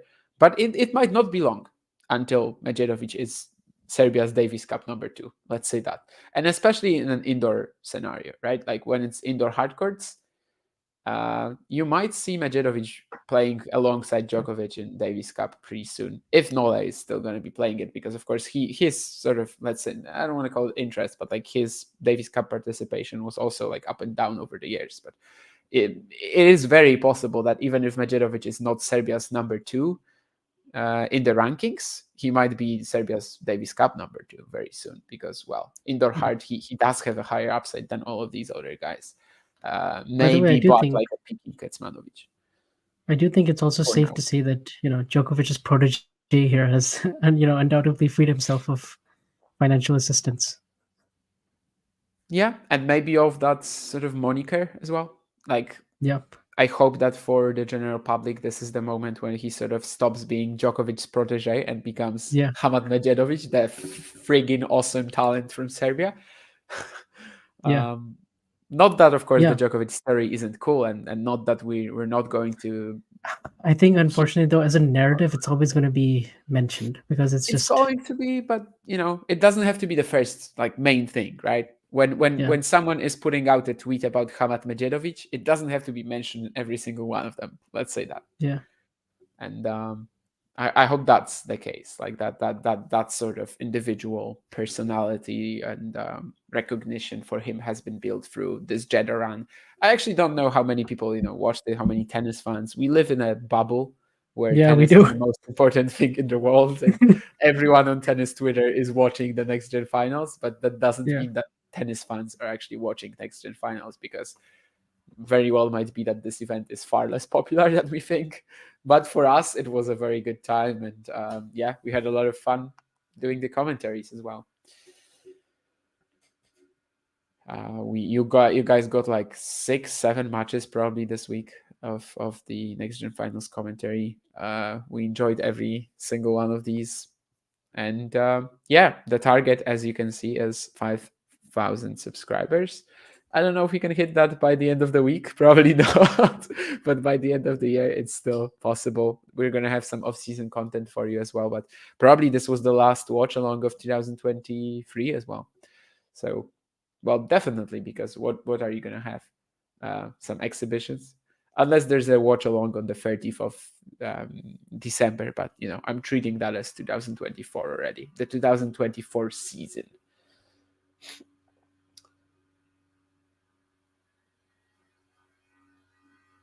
I don't think Nola funding someone is problematic at all.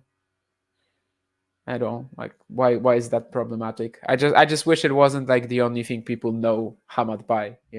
That's on my point. Like, I don't think it's problematic. It's great that Nola invested his money in it, and that he also chose a great player to invest it in.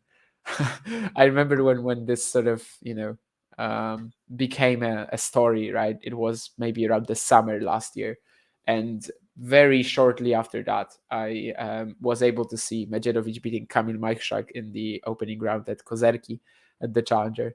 And I remember watching that, and I was like, holy hell. I mean, you invested in a good player, Djokovic. I mean, that was a really good choice. And wow. Even if he was a very good junior, even if he had some massive performances since then, that was like the moment when I felt, wow, that was a good call. Yeah. Yeah, I guess this is probably gonna be it then. Yeah, I think we got the two best players of the event in the final, and the final pretty much lived up to it did. to the match that we thought it was going to be at the start. So yeah, it was a good way to finish off the end of the season, and the ATP Tour will resume in about 26 days. So yeah, the off season is actually not that long. And was this the best NextGen final ever? I think it was, right? I think so. I'm not talking about the whole event. I'm talking about literally just the final. Yeah. Yeah, I think so. It could have been a little bit better if Fils was maybe able to compete with Medjedovic, because like as a whole match he kind of wasn't able to. But of course, he got into the two tie breaks, he won them. But still the best one we've had, and certainly better than the last 3 straight set affairs.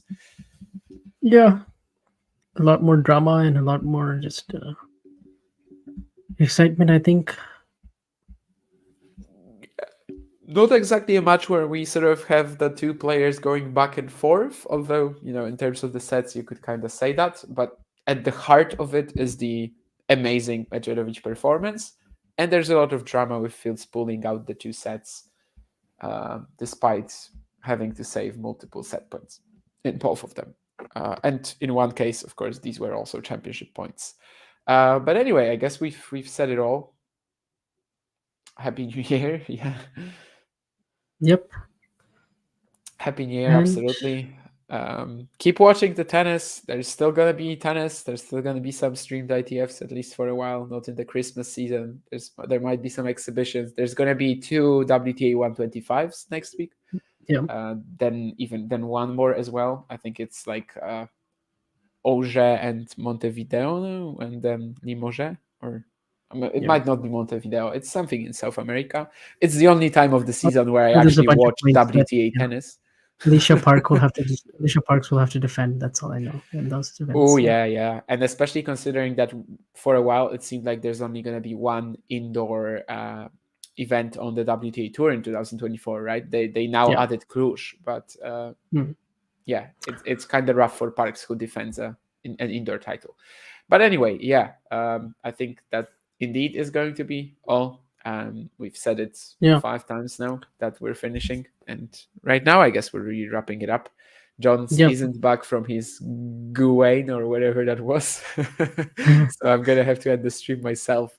Thank you guys for the attention every day of the week at the NextGen finals. Such an exciting event, so it was good to live through it with you.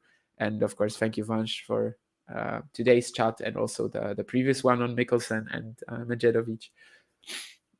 Good stuff. Yeah, and also good to see all the comments coming in, and also all the engagement in general on the channel recently, because we're hitting 5,000 subscribers and we're fairly close. So if you haven't subscribed, do subscribe. Do check out all the other videos. We've done a lot of content this year. I've also been fortunate enough to go to many tournaments as a talking tennis. Well, mostly John, but also just Yeah. there's also a few of us here and there. So I think, yeah, this year has been very good for the channel.